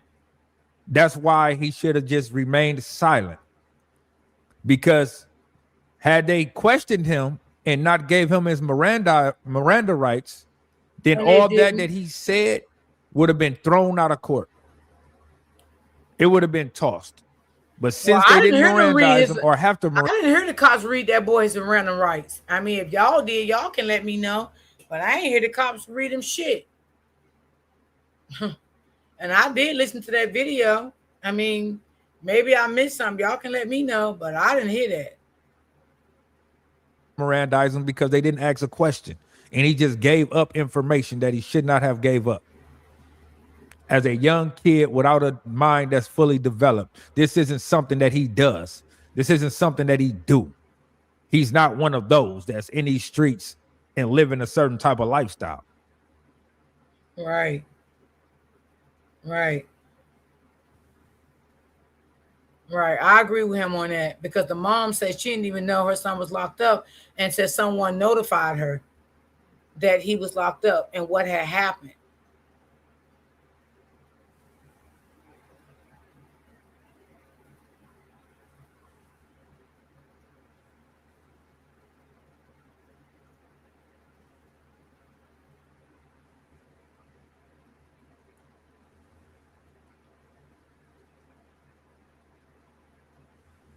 See, that's Karmelo. I think that's him.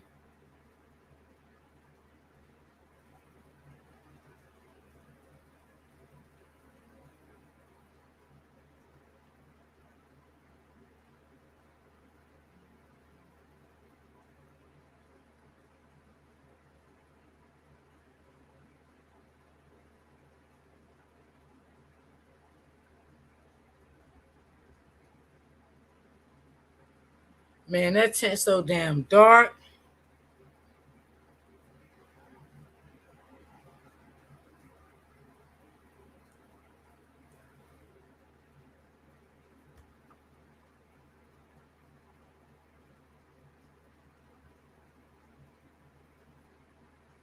All right, so from this narration that they are giving,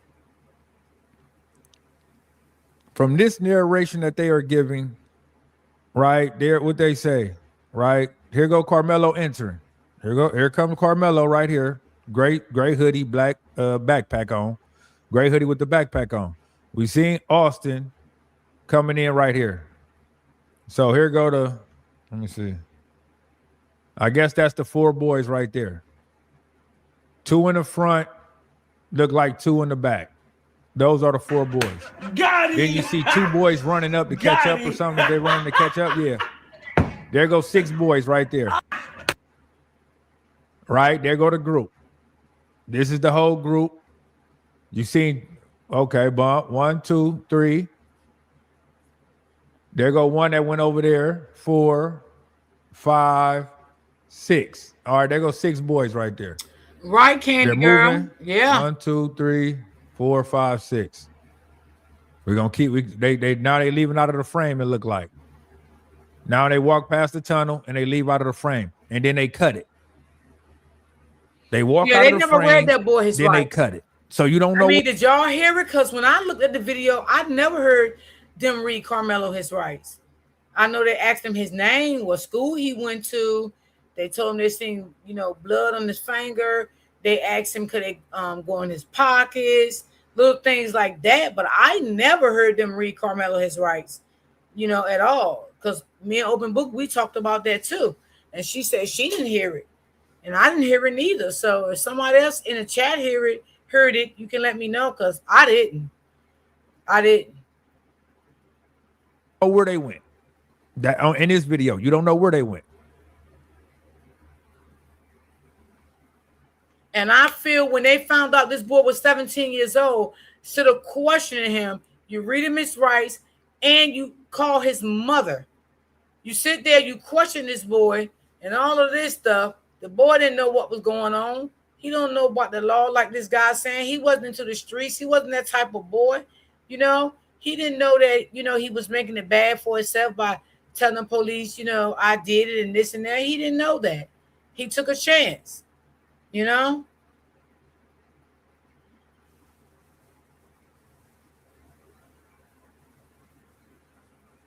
come Karmelo.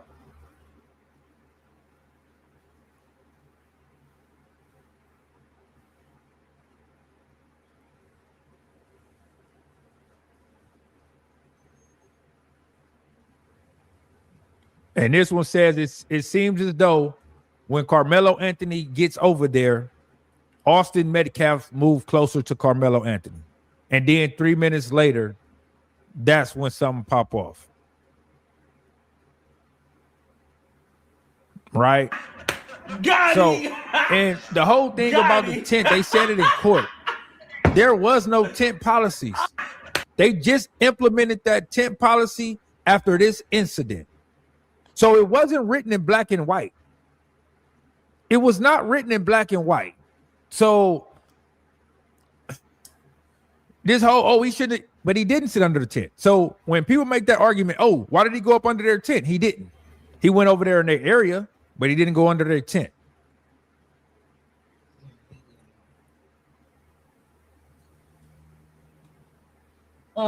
They took advantage of that. Yes, they did, Cameron. Yes.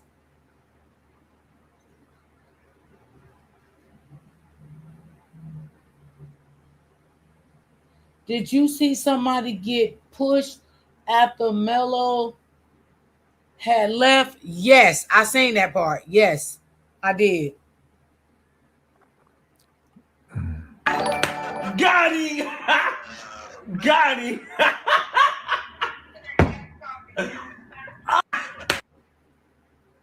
I will play that. Erica Hayden, I will play that. Can you play when Karmelo said, "I'm not alleged"? I will play that video of the police arresting him. I will play that video as well. I'm about to look for that video now. Okay?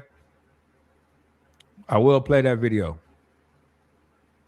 All right, so let's see. This is an 11-minute video. I think they got the arrest, so let's see what happens here.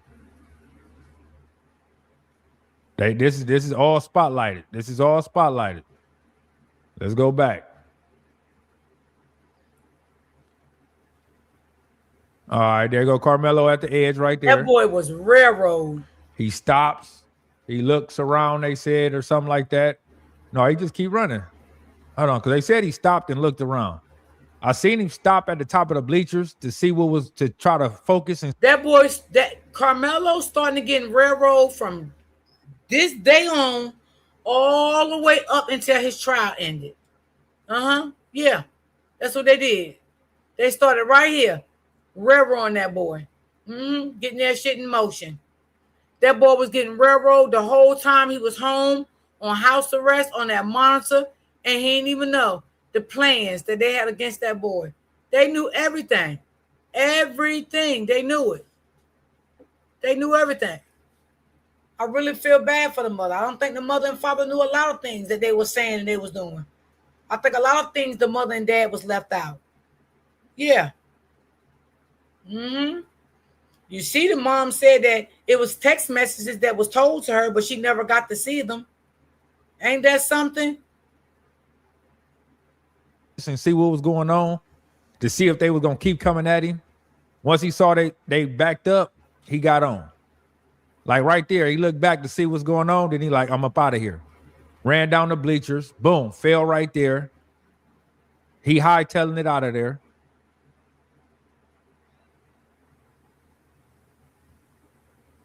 He stopped right there. He's still looking. He sees somebody chasing him. He started running again. So look, he stopped. He stopped, right? He see they start chasing him, so he started running again. So when they said, oh, Karmelo tried to leave the scene, he stopped. And then they started chasing him, but they left that part out. They left that part out. You see the two boys start, look, he stopped right there. He stopped. Yeah, they left a lot of shit out. A lot of shit they left out. A lot. He get on. Yeah, Karen. They had already started railroading this boy from the day this incident went to happened. an adult.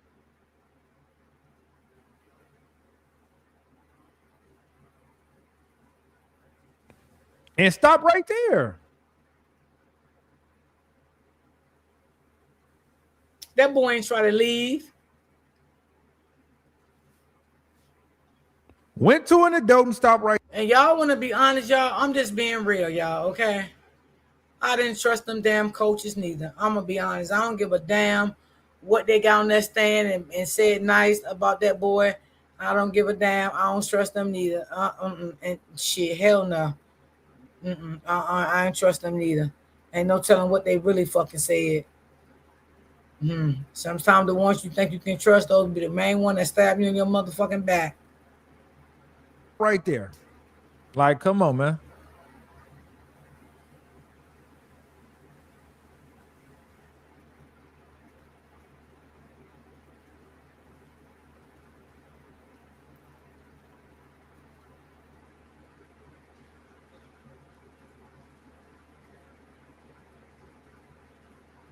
I don't care what nobody say. I believe that boy, that snake boy, he called them boys. Or either if he didn't call them, he texted them.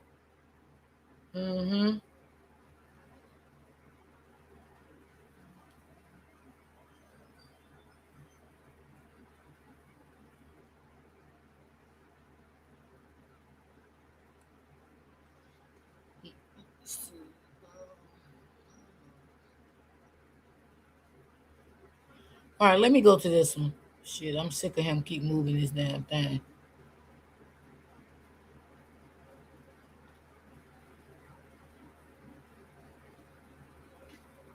It's so easy to become a podcaster with Riverside. First, go to Riverside and open an account. When you're ready to record, just hit rec to capture high-quality audio and video, all from the comfort of...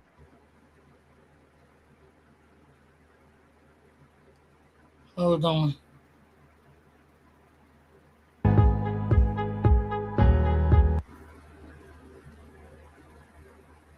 The butterfly voice, I appreciate it. Let me get that chat up here, man. And to other supporters out there of the channel, man, I hope you guys continue to stay right. Not within my reach of physical harm. You can talk all you want. Your words are not going to penetrate me and hurt me because I'm not going to allow them. Right? All right, let me just get into what.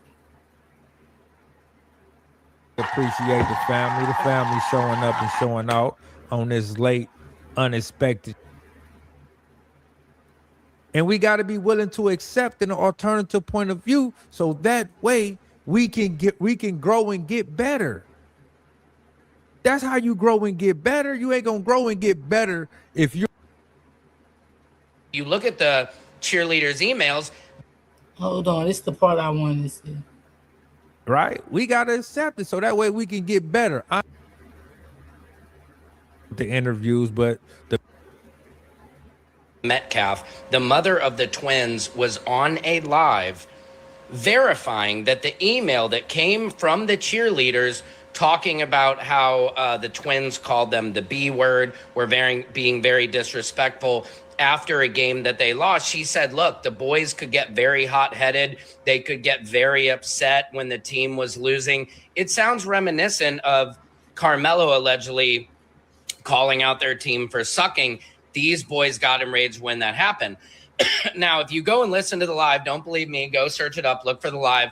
She is downplaying completely their actions. She's saying, yeah, they would get hot-headed and they probably said something, but they were upset that these girls weren't supporting them after a loss. And if you look at the cheerleaders' emails, they are sad because they say all they do is support the team and get crapped on. So this is a new revelation that just came out confirming that that email is real. Allegedly, right?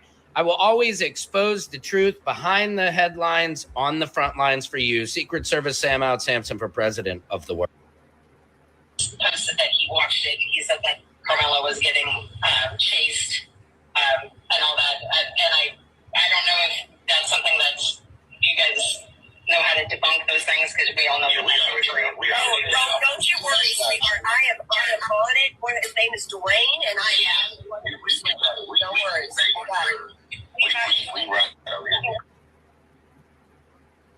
Secrets. Posted that he watched it. He said that Karmelo was getting chased and all that. And I don't know if that's something that you guys know how to debunk those things, because we all know that that's true. Don't you worry, sweetheart.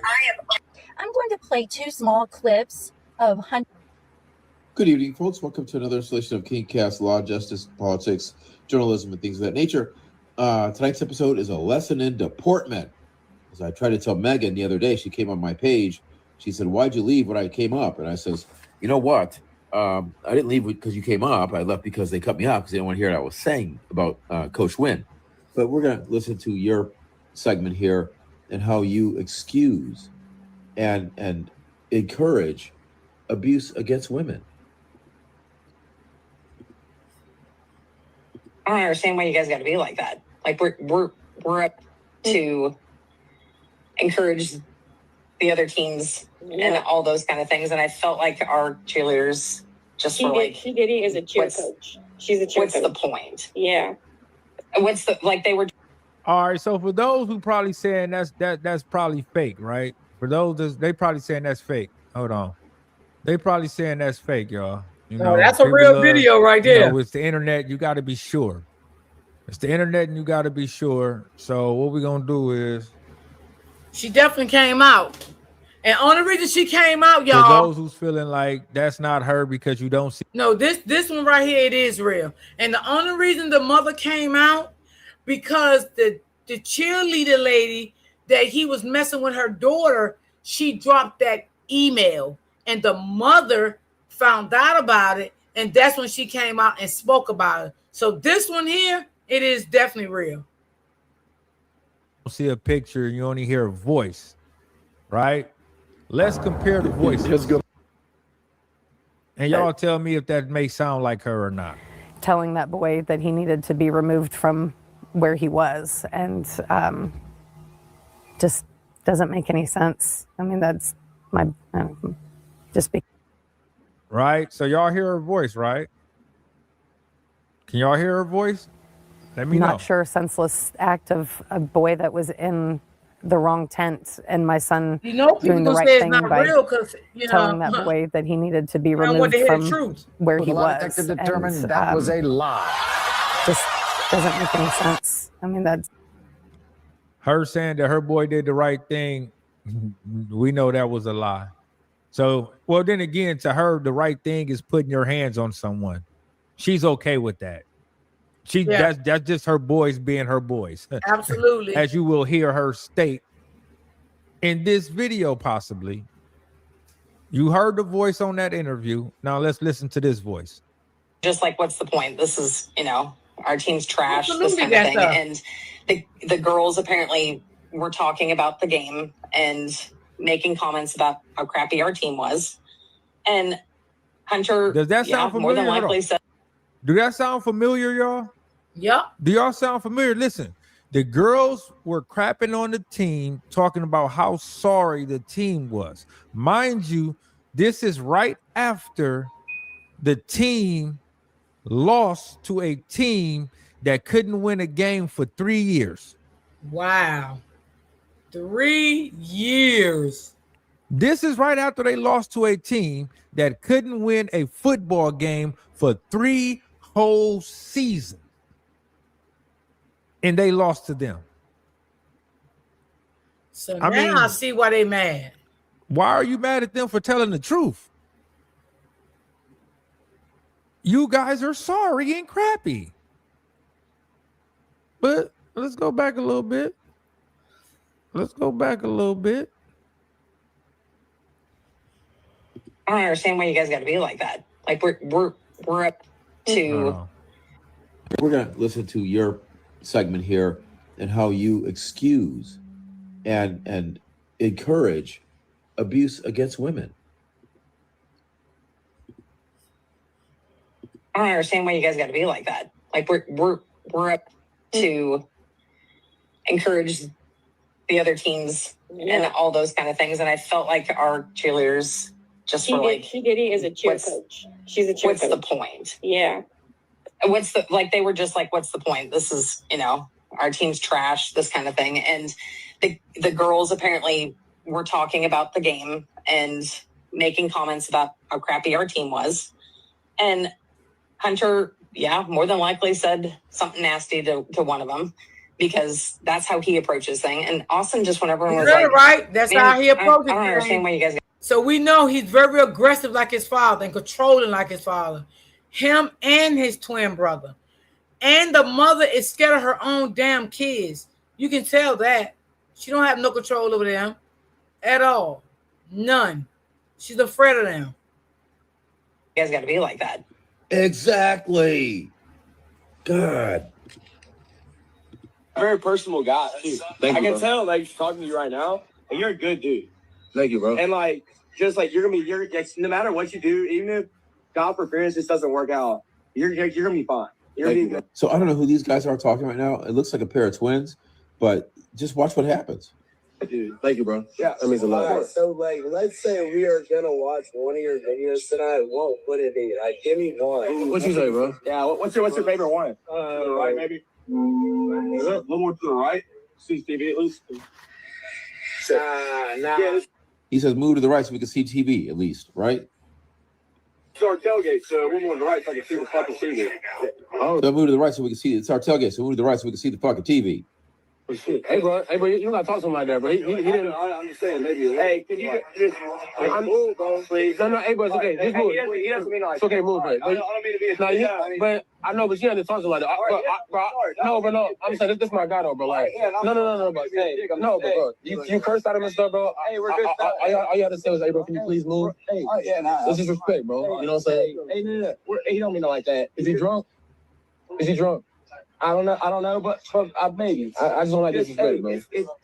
He can talk to me like that. Don't talk to him like that. He's just doing his job. Hey, we're good. Hey, let's just respect each other, bro.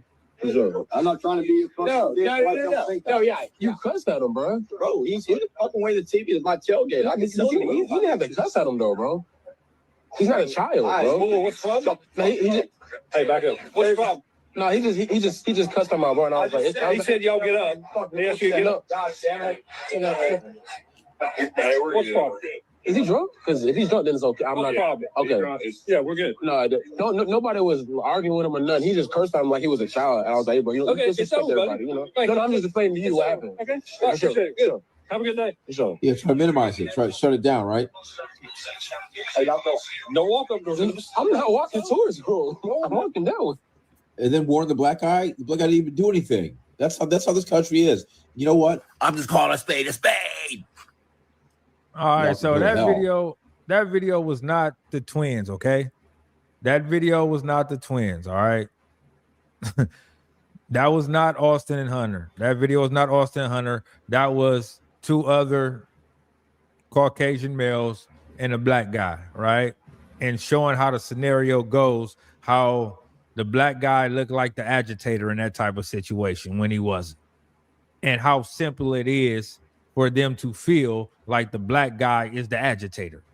But you can easily see that the black guy was not being the agitator. That's what that was, I'm guessing. But that wasn't Hunter and Austin. Did y'all just see what I see? Did y'all see how Austin talked to him? Came under that straight. Like that didn't look like Austin. Talking about they tailgating. His brother even said he was drunk. You drunk at 17 years old? Just like I don't know where they got that drunk at. Daddy. Well, I don't know about all that, but well, I don't know about all that. I guess that's the twins. I thought this was. She's saying it is. I'm not saying. I don't think that was just twins, like y'all. A couple of people. I just got this video today. I haven't looked at it, but they are disrespectful. So disingenuous people, like there's a politician and some journalists will post this one, text message, as if they were getting some control. They were. Yeah, that. I don't think that was him. Sometimes I'll listen and hear these people talk and just go, I'm amazed. But on a different note, I wanted to say I heard you guys talking about the video, and I guess one of you said that you. I will Thursday morning. So there's another gentleman apparently that has posted that he watched it. He said that Karmelo was getting chased and all that, and I don't know if that's something that's. You guys know how to debunk those things because we all know that that's true. Don't you worry, sweetheart.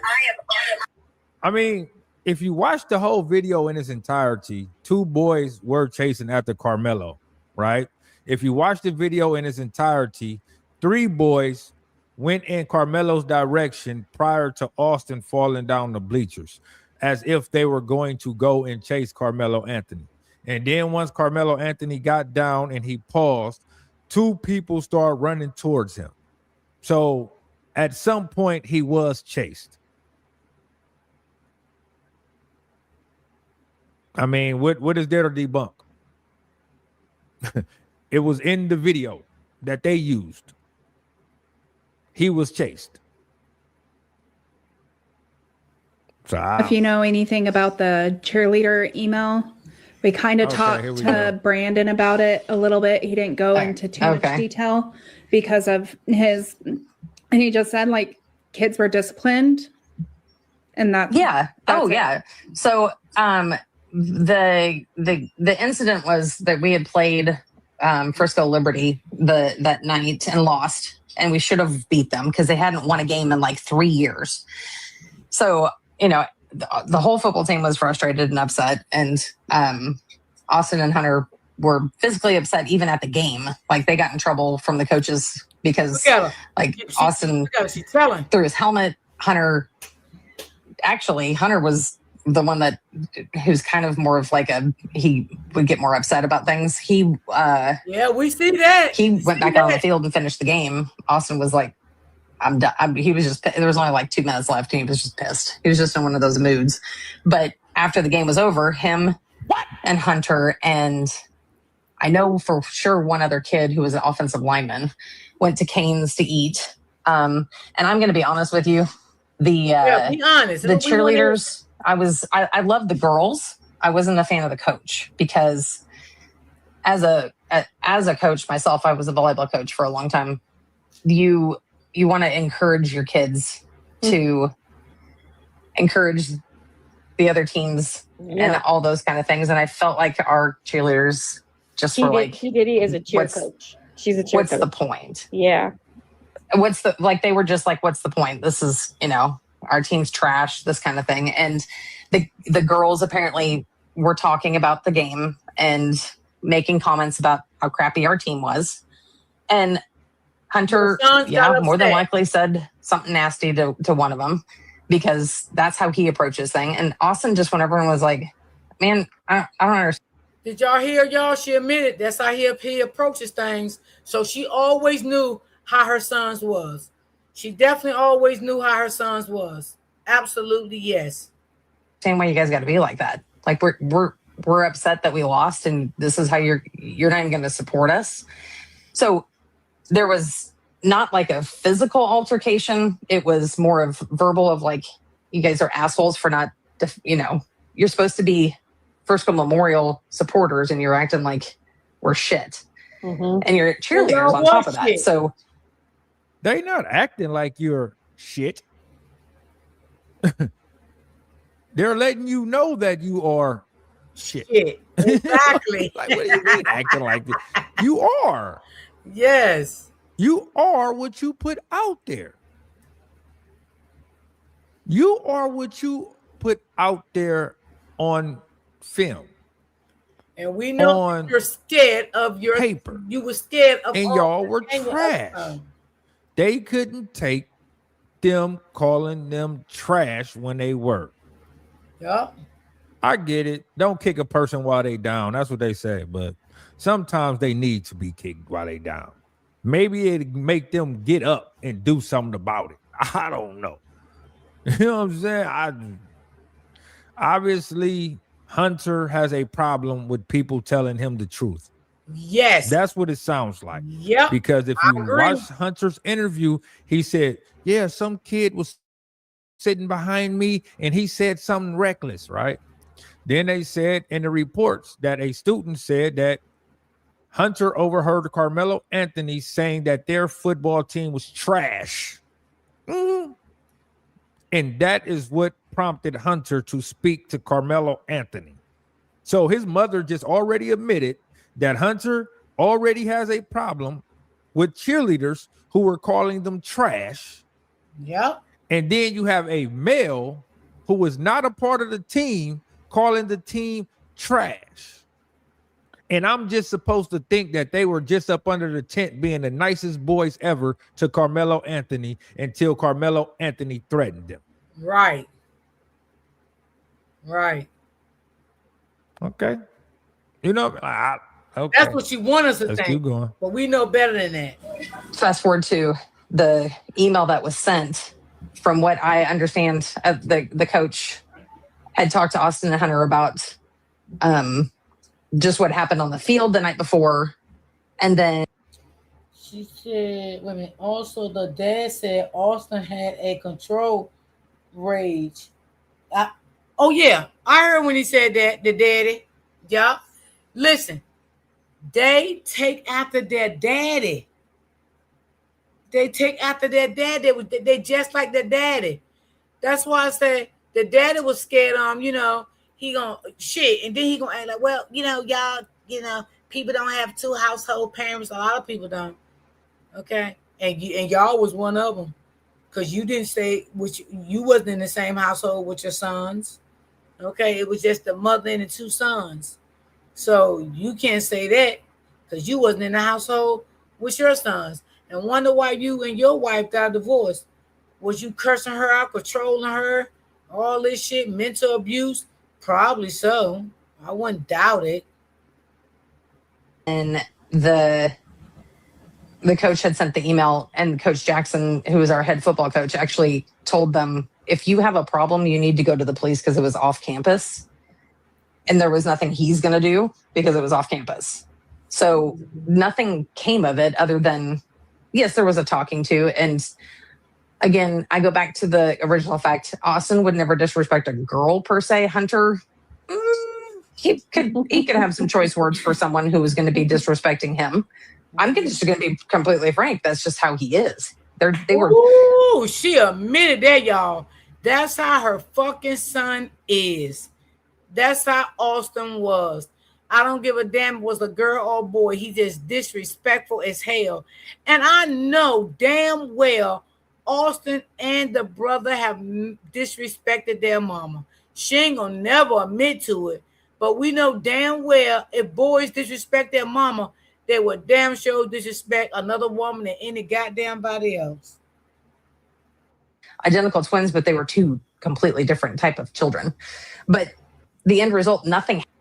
Did y'all just hear the other girl, Sassy, laugh it off? She's an enabler too. This is an enabler talking right here. Right? And she said that Austin wouldn't say anything to a girl per se. Right?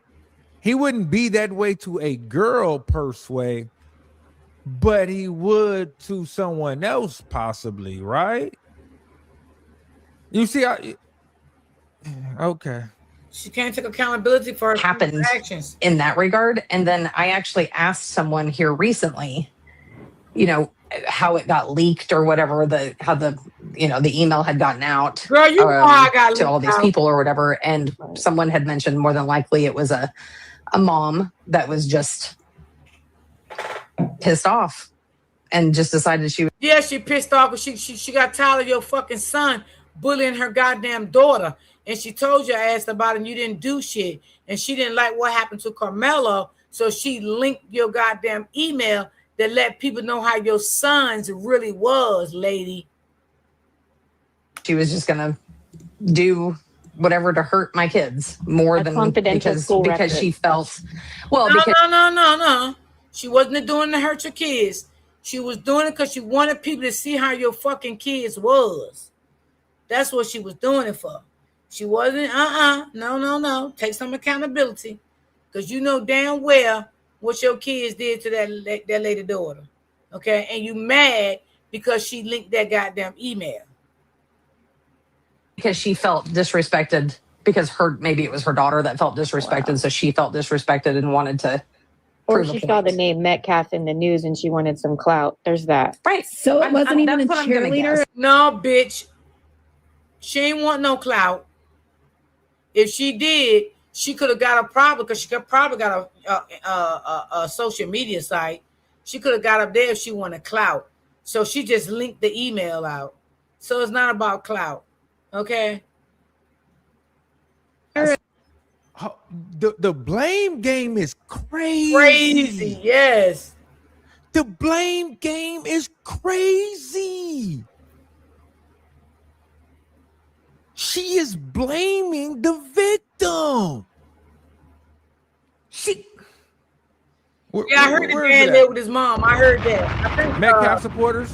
I think Metcalf supporters. Cameron said that one time. Metcalf supporters. Somebody is in here blaming the victim. They're blaming the victim again. Mm-hmm. Remember, you are not allowed to blame the victim. That they be in my comments all day. How can you blame the victim? What is the mother doing right now? Right? Her son said that his hands is bisexual. That's what her son said. Her exactly, son said his we don't even know who she is. Bisexual. I need to find her. Matter of fact, hold on. We're gonna get back to that. We're gonna get back to that. But everything that's been happening is due to racism. I'm tired of you. Hold on. Let's get to the email. Let's get to the email. Where is it at? All right, Bob. Secret Service Sam, where you at with the email, Secret Service Sam? Here we go. Service Sam here with a Karmelo Anthony, Austin Metcalf update. Here is an email I have obtained. I believe it to be real. Just listen to this. One of the cheerleaders complaining about the Twins. Coaches, the other cheerleaders and I have tried to make an effort to stay supportive and spirited throughout the football season. However, the disrespect we feel coming from some of the football players is making it very difficult. Today, after our game against Liberty, some of us cheerleaders in uniform went to Canes. While talking amongst ourselves about the loss, Hunter Metcalf stood up and yelled that my friend and fellow varsity cheerleader is a fat bitch. I don't understand what triggers his rages, but to yell this unprovoked made us all really upset and was incredibly embarrassing for my friend, as everyone is in Canes looked at her and started laughing. We see the Metcalfs act out time and time again, but we trust that there is no repercussions or some sort of consequence, so we stay out of it. But for it now to be directed towards one of the people that shows up to every game to support and cheer them on is astounding to me. After they left Canes, one of the other football players told us that Hunter said his hands were bisexual, implying that he would not only hit guys, but also girls. She is not embarrassed, but genuinely scared, especially after seeing the way he can act on the field. I'm only coming to you because I feel that you should be aware that he is acting like this in public spaces, which is not good for our school's representation and is discouraging us from keeping the cheerleading them on. I'm sorry for even having to come to you about this, but after tonight, it truly feels like it's getting out of hand. I recognize that he may be upset that we lost, but there is no justification for the way he treated my friend tonight. I would also appreciate for my name to stay confidential, as I fear what they would do if they knew. What? Wow. Why did Mike Howard not enter this? Dangerous. I fear what they may do. That and speaks Hunter volumes. Temper problems, lack of self-control. Yup. Tends to show up a lot. Yes. And they, not just Hunter, but also Austin. Why? Because Hunter said that Austin always has his back, whether right or wrong, no matter what. That is my best friend. We do everything together, and he always has my back. Now, I don't know who was up under that tent and wearing what, besides Karmelo Anthony in that gray. And you can barely ever see him in there. But from other people with yes, open book. Her and her daughter, or her daughters, was a threat of them little two motherfucking twins too. Them twins was some evil bitches, okay? Yeah. They was mean. Their own goddamn mama was scared of them. Their own mama was scared of them. She needed to stand up and face the music and tell the world that she was scared of her motherfucking son. Okay? And boy, your brother ain't here no more. So what you need to do is take a seat and sit the fuck down. Okay? Because you ain't got no protection no more, because you said out your own mouth that your brother was your everything, and he had your back whether you was right or wrong.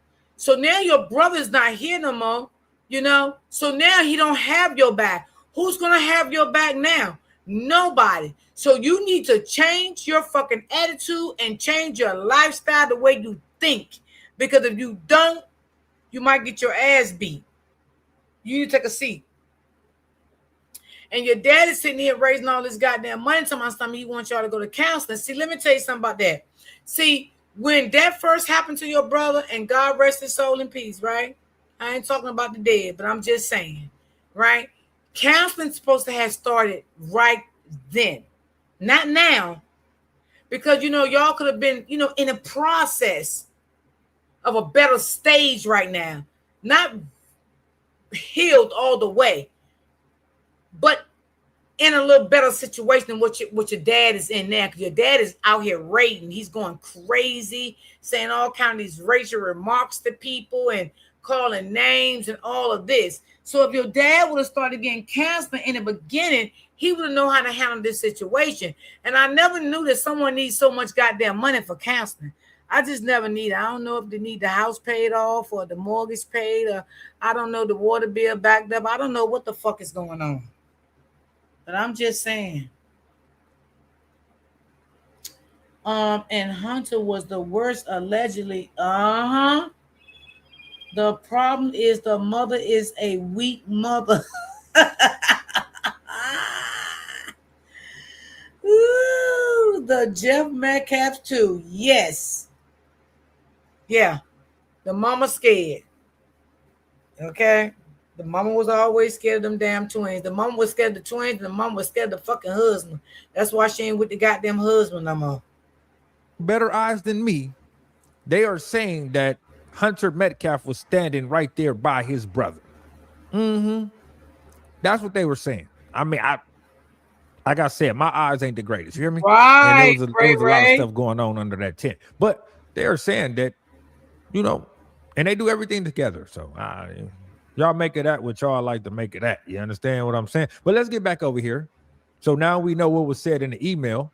And this is her dismissing it and blaming the cheerleaders. In that regard. And then I actually asked someone here recently, you know, how it got leaked or whatever, how the email had gotten out to all these people or whatever. And someone had mentioned more than likely it was a mom that was just a mom got sick of your kid's shit and just decided she was just gonna do whatever to hurt my kids more than because to hurt your kids. To hurt your kids, you gotta be kidding me. No, she want to bring awareness to your motherfucking kids about them bully motherfuckers. That's what she wanted to do. She wasn't trying to hurt them. Because she probably did that, could have went to the police or something. But she was trying to bring awareness to your motherfucking evil ass goddamn kids and how so controlling that they are. And bosses. They bossy. Okay? Because this is what happened to Karmelo. That's why they felt that they was going to see your son knew he was going to get off with Karmelo, right? Because the simple fact they so used to you and their dad having their fucking back, whether they right or wrong. Okay? And Big Bad Wolf, Austin, you know, he had the brother back, whether the brother was wrong or right. He admitted that the brother admitted that himself out of his own goddamn mouth. See, your family, your sons was evil. They was controlling. They was bullies. Nothing never was done about your kids' actions. Because from what I heard, your kids been doing this shit since like 4th, 5th grade. And as a mother, we know when our kids doing shit is fucked up and ain't right and ain't trying to address that shit. Okay? So stop talking about accountability and stop sitting out here trying to blame the Karmelo family the way her son was, and he had 2 fucking jobs. Okay? And his goddamn driving license. And never been in no trouble or nothing. Even the principal didn't even know who Karmelo was until this shit happened to him. Lady, stop your shit. She felt, because she felt. She said it was a mom who was probably ticked off about her children's actions. So she was going to probably do whatever to hurt her kids. So she couldn't do it to defend her kid? Maybe she's wanted to put that out there to defend her kid. Maybe she was tired of your kids acting in that type of manner. Maybe she thought, hey, maybe this will make her wake up. Maybe this will make her wake up and have a talk with the son that she. And see, God do everything for a reason, y'all. Y'all better understand God don't make no mistakes, okay? God don't make no mistakes, and y'all take that the way you want to take it if you get my drift. Okay? God don't make no mistakes. God will do some things to shake your family up. Okay? Yeah. To get yourself right. All right? And he is right. He right. This lady just wanted people to know how your kids was. Your kids was bullies. Okay? She wanted to bring some shit to your attention about your sons. Well, yeah. I'll bypass on that one. She still has here. Maybe she thought that. Maybe she was naive to think like, hey, maybe she would have this talk with her son that's still here. and start holding him accountable before he go off the deep end and is no longer here. Facts. Maybe that. That's what I was gonna say, but you said disrespected. But that because could have been maybe it was her daughter that felt disrespected, so she felt disrespected and wanted to. Or she saw the name Metcalf in the news and she wanted some clout. There's that. Right. So it wasn't even a that's what I'm gonna cheerleader. guess. It was the mom. I don't know if it was a mom that sent the email. I think it was a mom that leaked it. Oh, okay. Or maybe the mom and the cheerleader wrote it together, and then definitely that's cool. Why is that even a big deal though? Like that's Because they're trying to paint them out as bullies, and they weren't. She wanted people to know that. I mean, it doesn't matter, lady, who linked it. She wanted people to know that your kids bullied her daughter, okay? And she wanted to send you a message also, but evidently you're not getting it. frustrated during football it's normal. Like I don't get why that's a big deal. Like we haven't been frustrated during sports during high school. Well, and I can tell you this, Megan and Bayboy, as a cheer coach, my girls would have been in more trouble because you're. Oh, open book they did when they found it this morning. Wow. Wow, that's sad. Wow. Now Hunter dating Austin's girlfriend. Oh, I don't know about that one. I didn't hear that. The thing with the cheerleader happened the same day Austin left Earth. Oh, really? Okay. Gotcha, sis. Oh, they found her today? Oh, wow. Open book. Wow. Wow. All right, I'm going to go on Facebook when I get off and see what I can see on that. Wow, that's sad. You're supposed to support your team, no matter what. That's how I lose. Keep in mind, if that was the worst thing that the boys ever did, the worst thing, they're really going to focus on that. If y'all like to support the channel, the link is pinned at the bottom. I will appreciate it, and thank you so much. Yeah, and it's really laughable, but the ops have a great time with it, right? Because what else do they have on your boys? Like, what else is there? Well, I mean, apparently. Oh, well, we have a lot of your boys. Your boys is fucking bullies, okay? They're controlling, okay? They like to put their hands on people. They want to be other people's fathers, okay? They like to curse people out. Oh, yeah.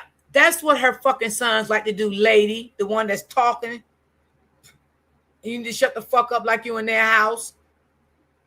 Tiffany Billions said that they were in trouble for selling drugs. So there's that. Oh my God. Tiffany Billions is a water buffalo. Look, anything that comes out of her mouth just makes me laugh anyway. Because I mean, she said that Jeff used to beat me. Like, just you find it. I find it absolutely hysterical. Well, there you go, guys. Well, can you ask us? Can you tell us, Diddy? We want to ask you a question, Diddy. What did he used to do to you to make y'all get a divorce? We would love to know that. I think I'm gonna spend some time on her tonight. No, he's never. He never has laid a hand on me. Set the record straight, y'all. A lot of these women that are up here saying your boys did these things, their sons are incarcerated right now. Oh, big facts. Well, yep. And if they are, what the fuck that got to fucking do with it? Nothing. It has nothing to do with her sons is bullies and controlling and like to curse people out and control people.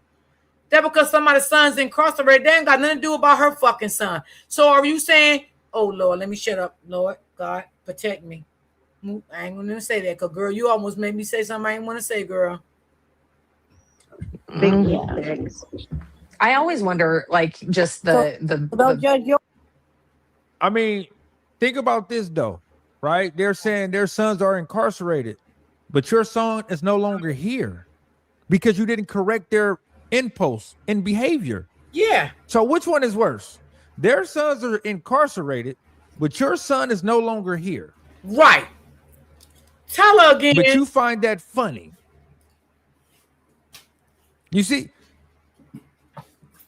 when the finger is pointed, it's like they're pointing it at a mirror. When the finger is pointed, it's like they're pointing it at a mirror. You see what I be talking about? Their kids are in jail. Your kid is no longer here. Had you corrected this behavior prior, instead of trying to sweep it up under the rug, oh, that's the only thing they have on my children, that they're violent and they're willing to be violent. And then didn't you hear the dude? You heard the dude try to say to sweep it up under the rug. Oh yeah, because I played sports and I was. So that makes it okay. You see how they put the blame elsewhere? No accountability whatsoever. But these are the same people. These are the same people who want the Anthonys to hold their son accountable. They want the Anthonys to hold their son accountable when they're not doing it. See, you asking the people what you're not willing to do yourself. Make it make sense. And she's joyful about it. Yeah, they don't. Tiffany Billion said that Jeff beat me. You can't even stand Jeff. Y'all can't even be in the same room together. Y'all can't even be in the same vicinity together. Why is that? Why is it you're having a press conference for your son and your son's father is on the opposite? Matter of fact, let's bring that up. Let's bring that up. Because, you know, the eye in the sky don't lie. The eye in the sky don't lie. You hear me? Let me see.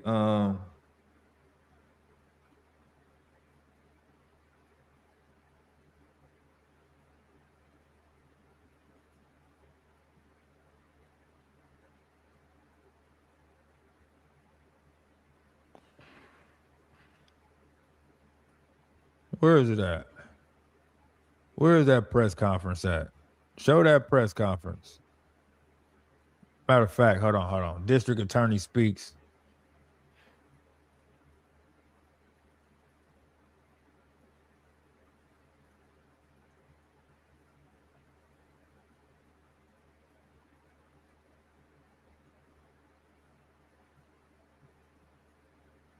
Let's bring that up. That's the judge. Here we go right here. Look at this. Look at this. Everybody ready? Yes, sir. All right. Look Good how evening. she I'm looking Greg at Wills, him. Collin County. Look how she looking. He's smiling. Look at his son. I'm tough. Look at my muscles. Looking like a bully. Looking like a big bad bully. They ain't teach him nothing after this. He ain't learned nothing after his brother lost his life. Why? Because he don't feel like his brother did anything wrong. Y'all better quit leading these kids astray. Y'all better quit leading these kids astray thinking he ain't did nothing wrong. Look at him. They can't even stand together. Today, justice was served. A year ago, when this senseless murder unfolded, I said that it had struck a deep nerve in Collin County and far beyond. Look at him. Just look at him. He tough. Tough guy.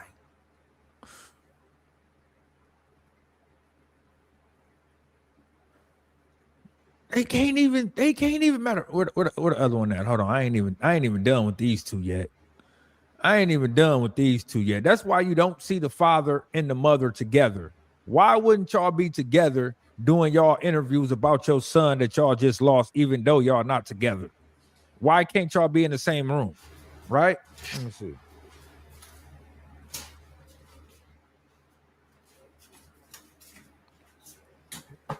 Why y'all can't be in the same room? This whole community is really. Hold on. I want to go to the part. This thing, possibilities could happen. Again, I was at a track meet, by the way, on Tuesday. This is not. Back to our state.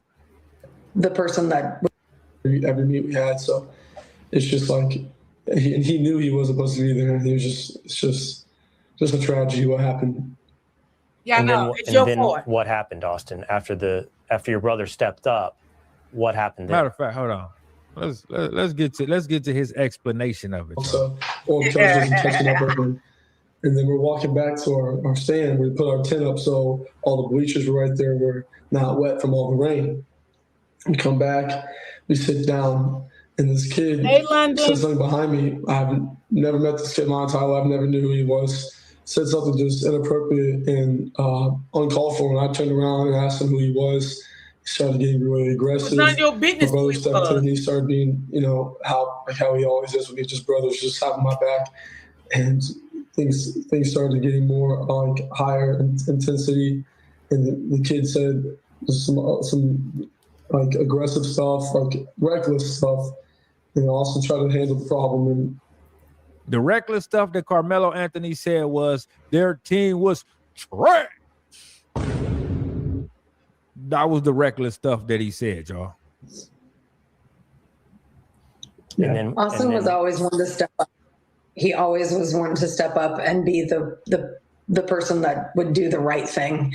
And he was doing the right thing by saying to this gentleman, with a lot of detective determined, you're doing the right thing. In this tent, this is because they have personal items there. You think your son was doing the right thing by telling another child that he ain't supposed to be under the tent, and that was none of your child fucking business, and your child should have went and got another adult to handle the situation.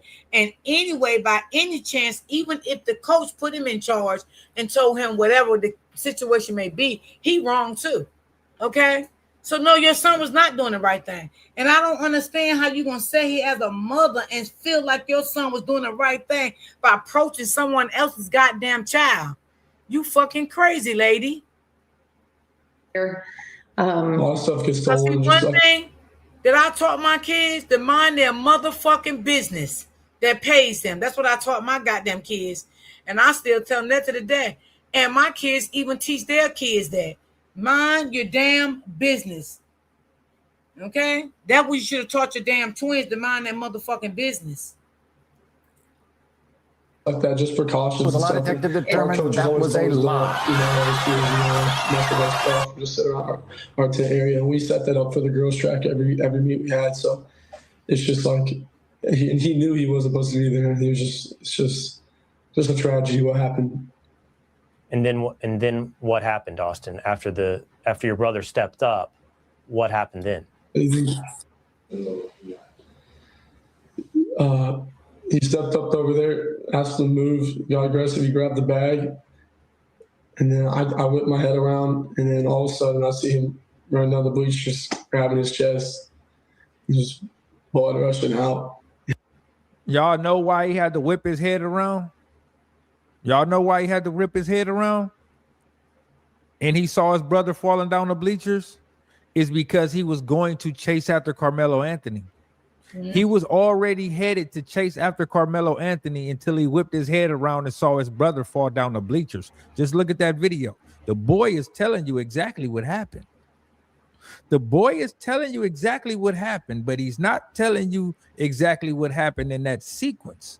But the reason why he tried to whip his head around is because he was headed towards Karmelo Anthony until his brother started falling down the bleachers, and that's when he whipped his head around, because he was going this way with his brother and another boy, and then his brother fell, and he whipped his head around and saw his brother falling down the bleachers.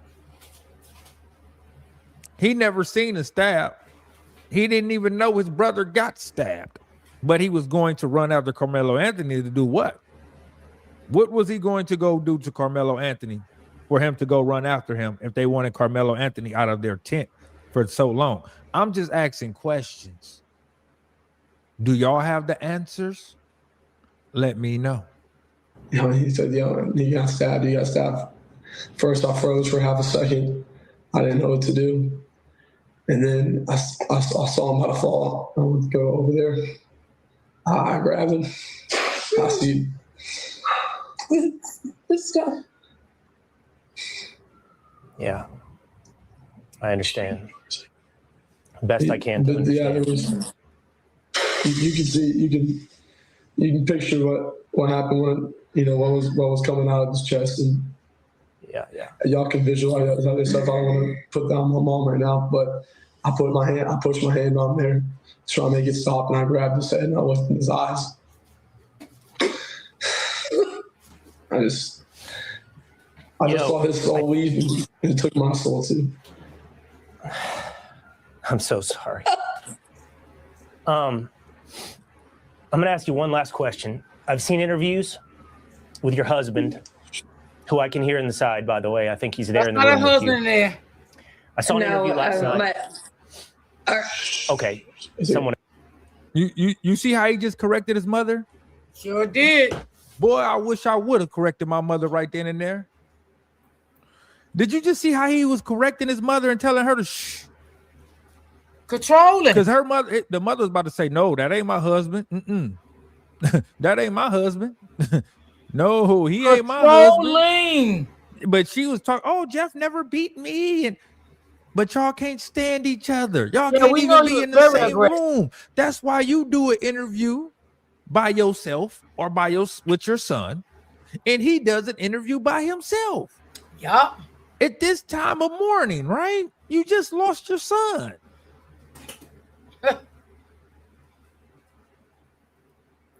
But did you just see how he corrected his mama? Mm-hmm. Oh, no, my mama ain't letting me correct her, like, especially on no national TV. I know that shit is right. She would have yoked me up quick.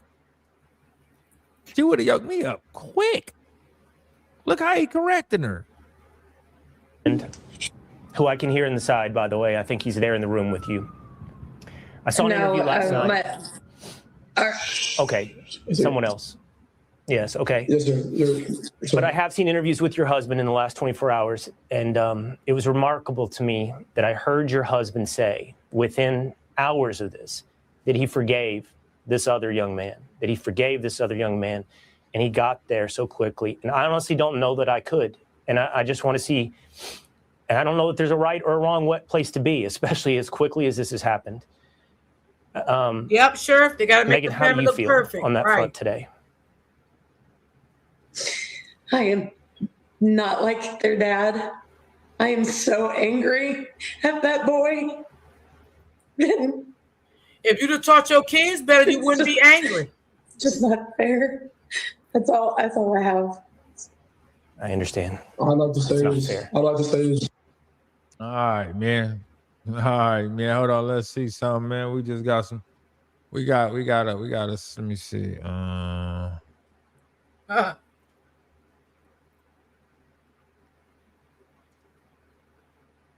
What was it you said it was? Lakeisha Keisha or something like that?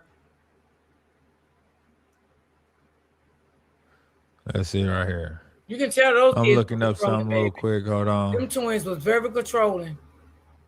He showed it right there on the live screen.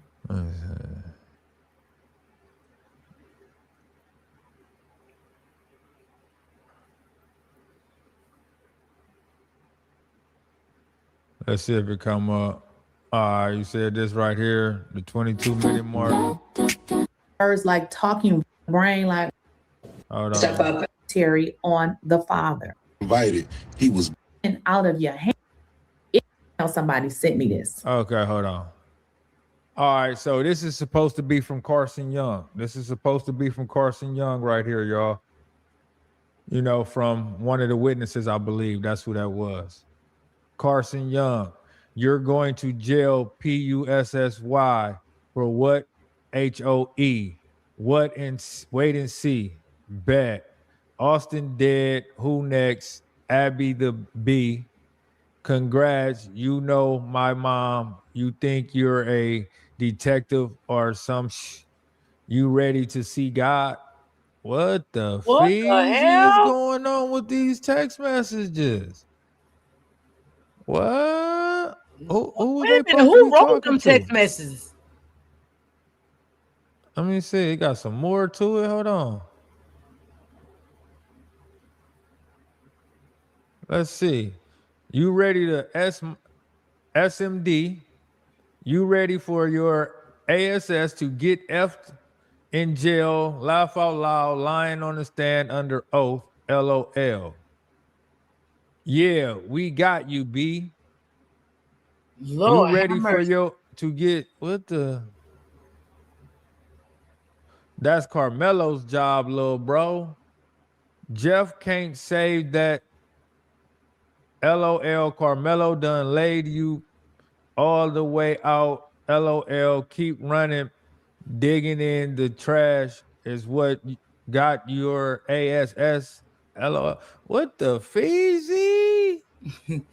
Girl, them text messages were crazy. Oh, hello there. Eric Yon here. Oh, Be where sure to them check out text my brand new messages music come video from? for Miss Me More. Only on YouTube, your one-stop shop for music. So this is Carson Young. Which one is Carson? Oh, the black is Carson Young. Okay. The black is Carson Young. Stand. Okay. Wow. So all right, now I know. Okay, the black is Carson Young. You going to jail, P, for what? HOE.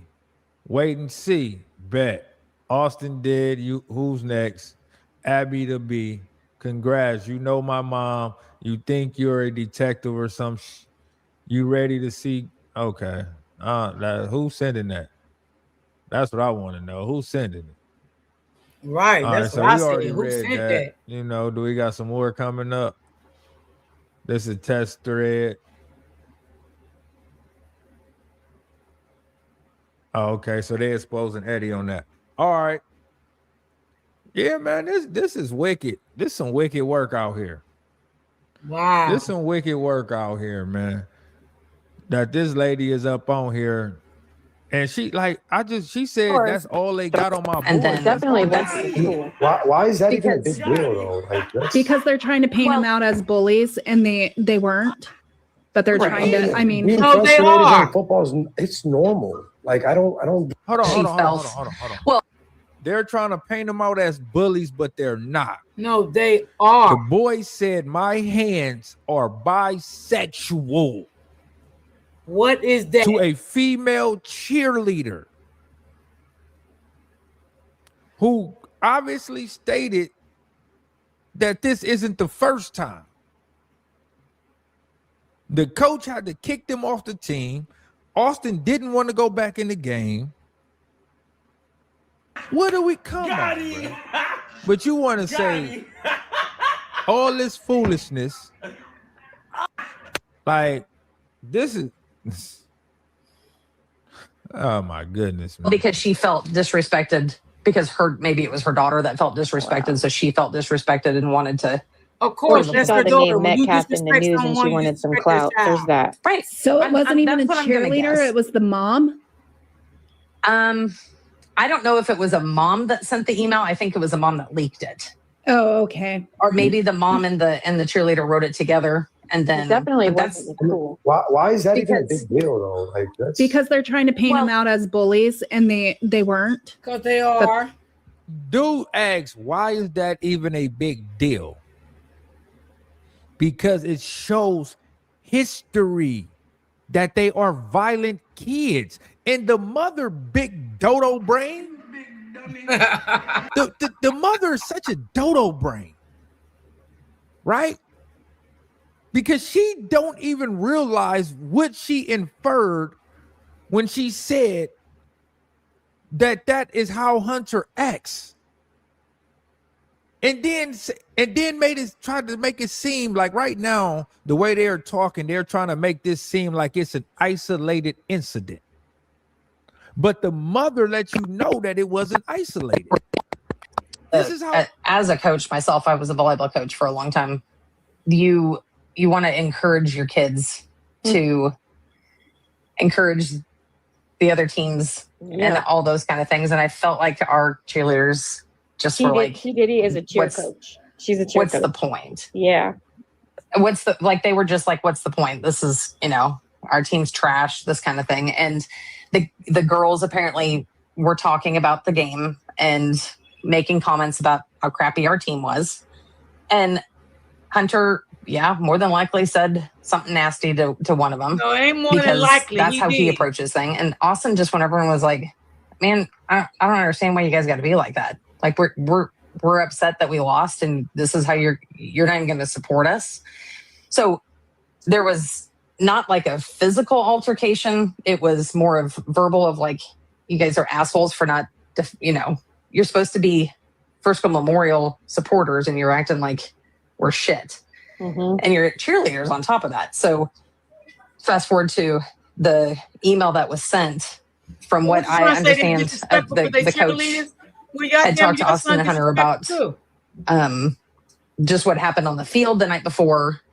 And then the coach had sent the email, and Coach Jackson, who is our head football coach, actually told them, if you have a problem, you need to go to the police because it was off campus. And there was nothing he's going to do. And listen to that, right? Because she said that it was disciplinary actions that happened. What was disciplinary that happened? Nothing disciplinary happened if the coach said he wasn't going to do nothing about it because it happened off school property. Right. And that you need to go to the police. So a student wrote to the coach about his players, and he said he wasn't going to do nothing about it. They kept sweeping this up under the rug. So I'm supposed to believe that this was the first and only time that this happened? What? Let me see, man. What can I play for that? Let me see. What can I play for that? You big dummy. Because that's what I would be if I was to believe that. Because it was off campus. So nothing came of it other than, yes, there was a talking to. And again, I go back to the original fact. Austin would never disrespect a girl per se. Hunter, he could have some choice words for someone who was going to be disrespecting him.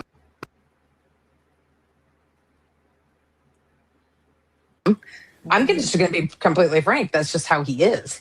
They were identical twins, but they were two completely different type of children.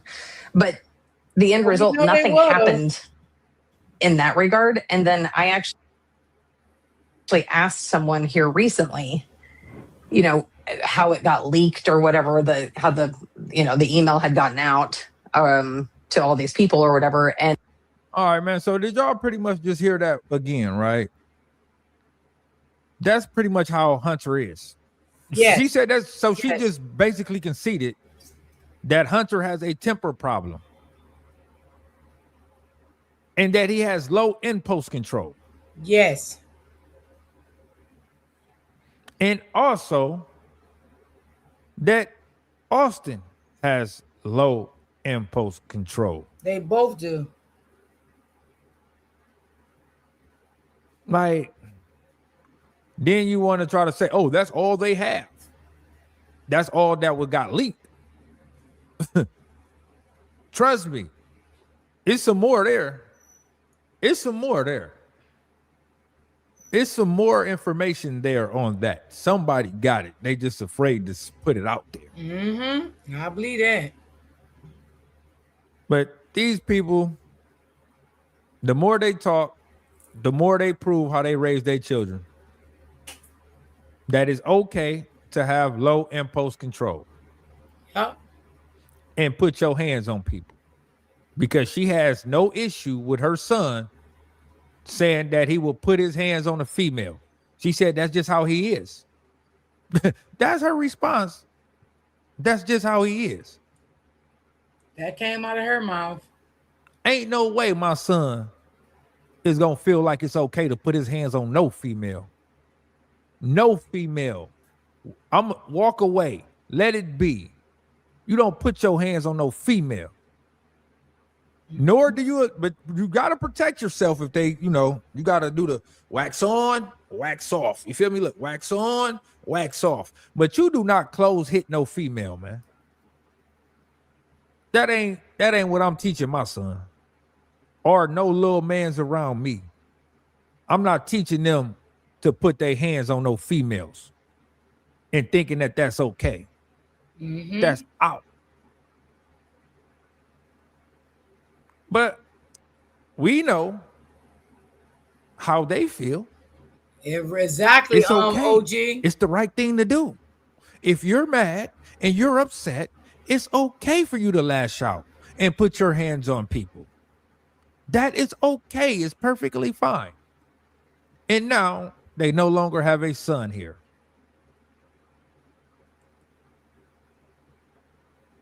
So y'all can do the math on that one. But anywho, y'all know what time it is. It's about that time. Y'all been rocking with me for over an hour. We had 100 and something people in here for at least 30 minutes.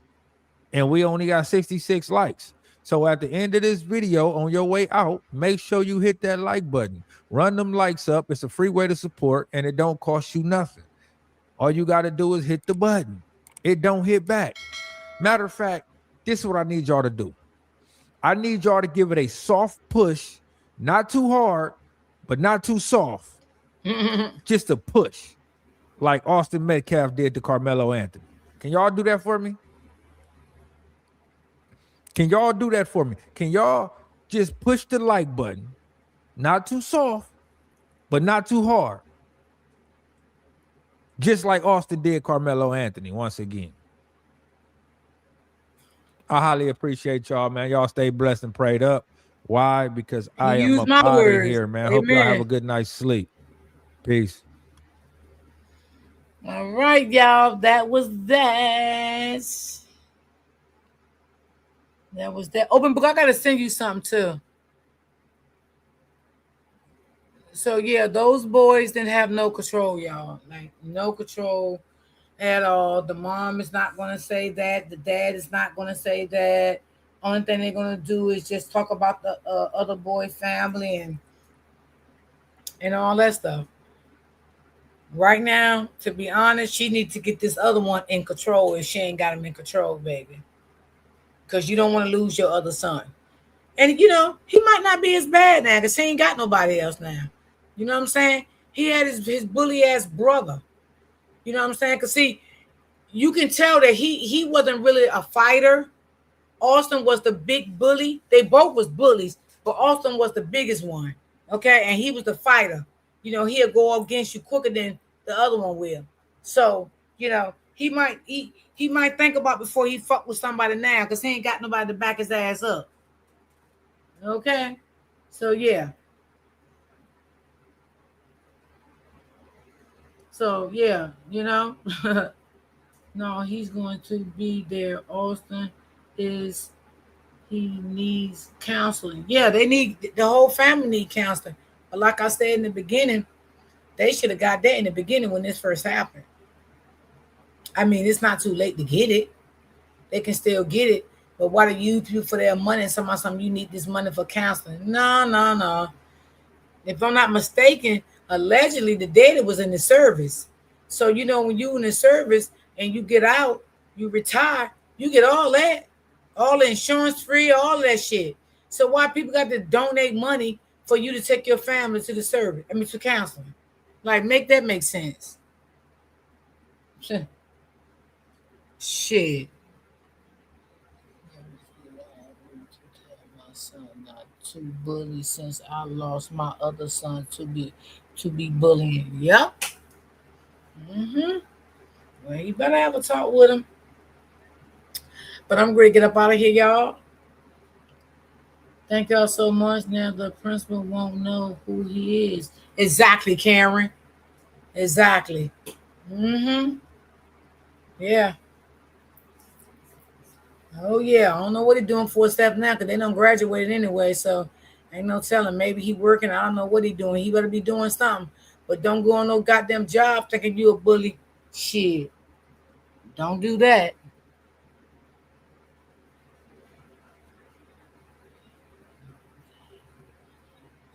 You're welcome. The military do not cover families after you retire.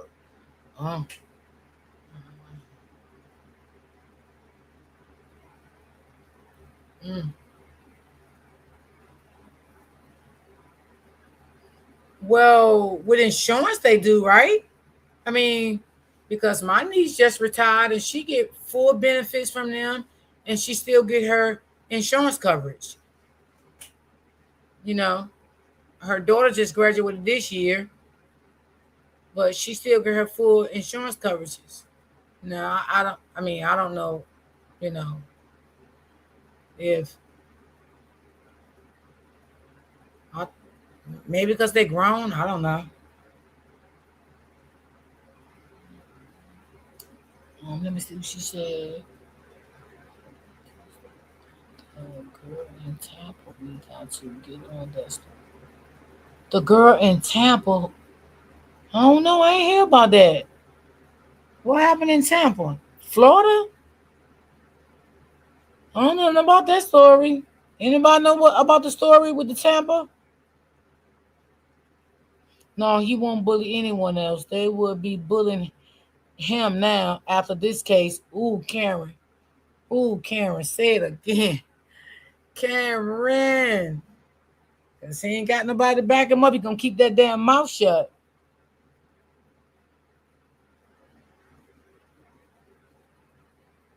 Oh, okay. I got you. Got you. Now, before I get off, what happened in Tampa? Did anybody know what happened in Tampa? Because she said, I don't know about that story in Tampa. I got to see the open book know about that story. Well, she got unalive or something, the girl?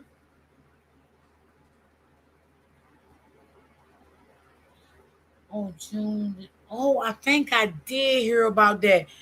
At a club or something, right? You talking about the girl was at the club or something? And the bully wasn't meant for her or something? Is that what you're talking about?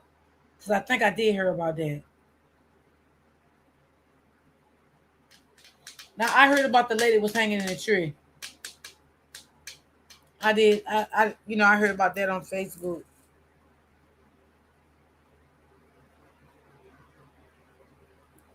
Okay, about the shooting in Tampa. Yeah. Tampa, Florida, I believe she's supposed to. Wait, she hung her, so she unalive her step out of the tree. I'm trying to say. Okay. Got you, sis. Got you. All right. I got to see about that story. Wow. I wonder what made her do that. Wow. Do they know if she did it herself or someone else? Okay. I got to find the story. Oh, man. They found another young black man found hanging, and two boys said they did it. Oh, wow. Oh, Jesus.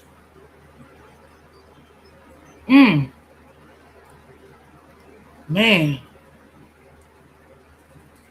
I'm sorry to hear that. Auntie, if you know anything about that story, send it to me.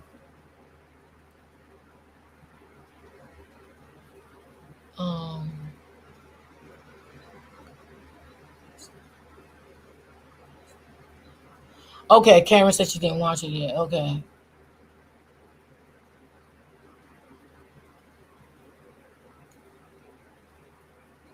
Yeah, I seen that story about the boy at the Walmart. I seen that one. Oh, she was found on June. Okay, got you.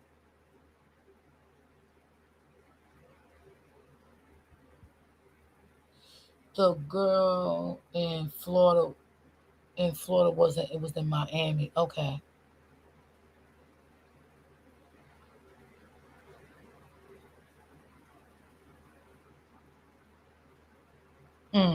That's sad. Who in the world killed themselves hanging from a tree? That's us alive from the pits of hell. Black people don't hang themselves. That's true. We said that when me and Open Book covered the Ashley case. Mm-hmm. All right, I'm gonna check into that story. I can't cover too many at one time. Y'all know that. That's a lot, covering too many stories at one time. I don't got that much time out of the day. I'll be drained doing all that. I can do one at a time.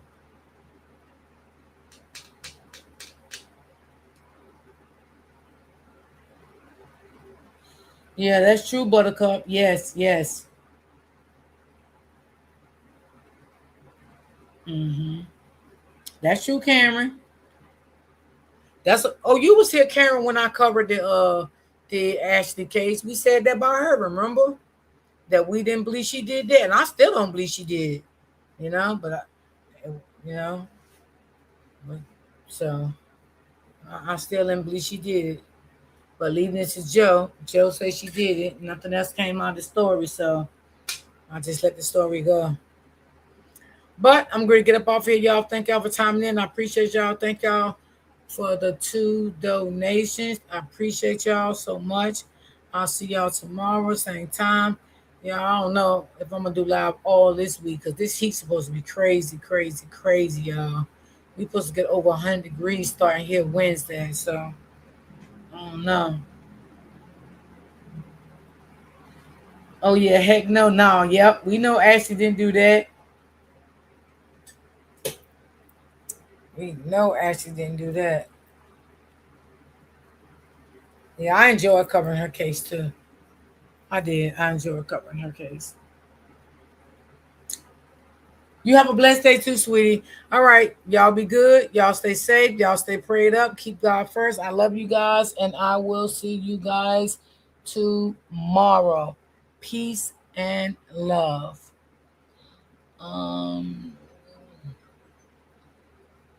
Oh, yeah. Okay, Wednesday. I knew it was tomorrow, Wednesday. Yeah, Wednesday. It's going to be over 100-something degrees here, y'all, all the way up until I think Friday or Saturday. So if some days y'all don't see me, y'all already know why. Oh, Lord have mercy. What is your Cash App? Oh, I don't have Cash App. And I'm not monetized, but I have a link at the bottom that's pinned that people can buy me like coffees, donate like that, like 1 or 2, how many that you prefer to buy. So you can click on that link right there at the bottom of it. And I can't even get another Cash App now unless I get another phone number. I think it'd be a great story to cover along with open book. You can tag team. Yeah, I like doing stories with open book. I do. I like doing stories with her. But we practice talk about different stories behind the scenes and stuff. We do. So I'm gonna ask her what she know about the girl. Yeah. I'm glad y'all told me. But it was another story I seen too. I can't remember that story. It's so many stories, y'all. It's just like I can't keep up with everything. But it was another story about that boy, the 16-year-old boy, that 50-year-old man unalive, and they found him in a box. Was that Mississippi? I can't remember. No, I don't have Zelle.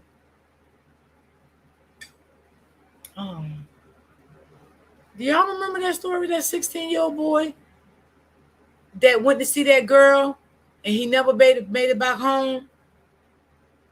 And they locked the man. I think the man was 50 something, and he was dating that 16-year-old girl.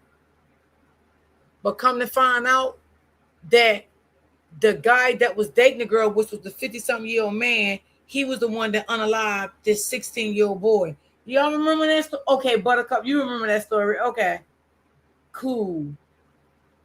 Yeah, today a heat index 110. Oh my God!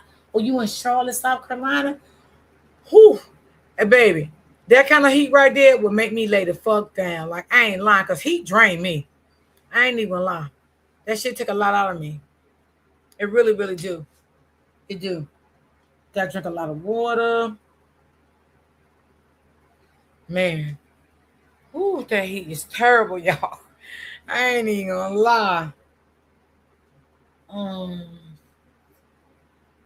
15 Wait a minute, hold on. What did you say, Buttercup? But it's easy to just donate to the coffee link, though. 15, he unalive, and he's 51 over the 16. Wait, Buttercup, are you telling me that he unalive 15 people? Oh, you love the heat? I can't take it. I ain't gonna lie. I'm glad you enjoy the heat, sis. I'm glad you enjoy it. I likes it too, but when it get like that, oh Lord, it be too much. I ain't even gonna lie to y'all, it be too much. I'd be like, oh no. I just can't take it. Yes, I heard the man was having sex. Yes, he was. Yep. And they got him on that too. And the 16-year-old girl, right, she was still dating that 16-year-old boy. And the boy was still coming over there and everything. But the only reason she was dating a 51-year-old man because he was paying her bills and all of that. Okay?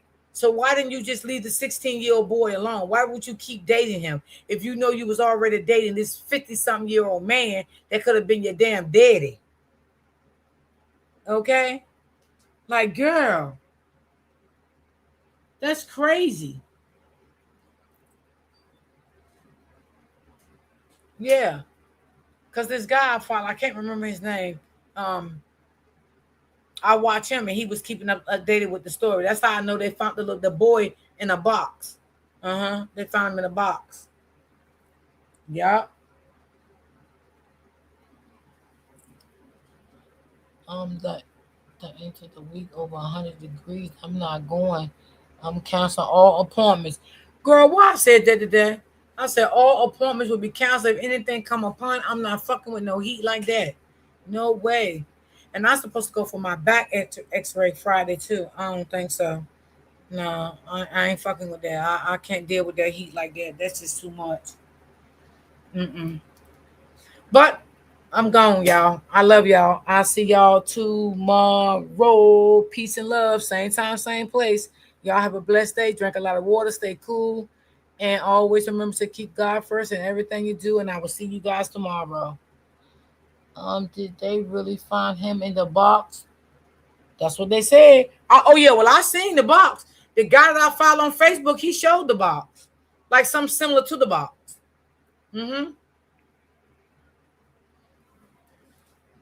Yep.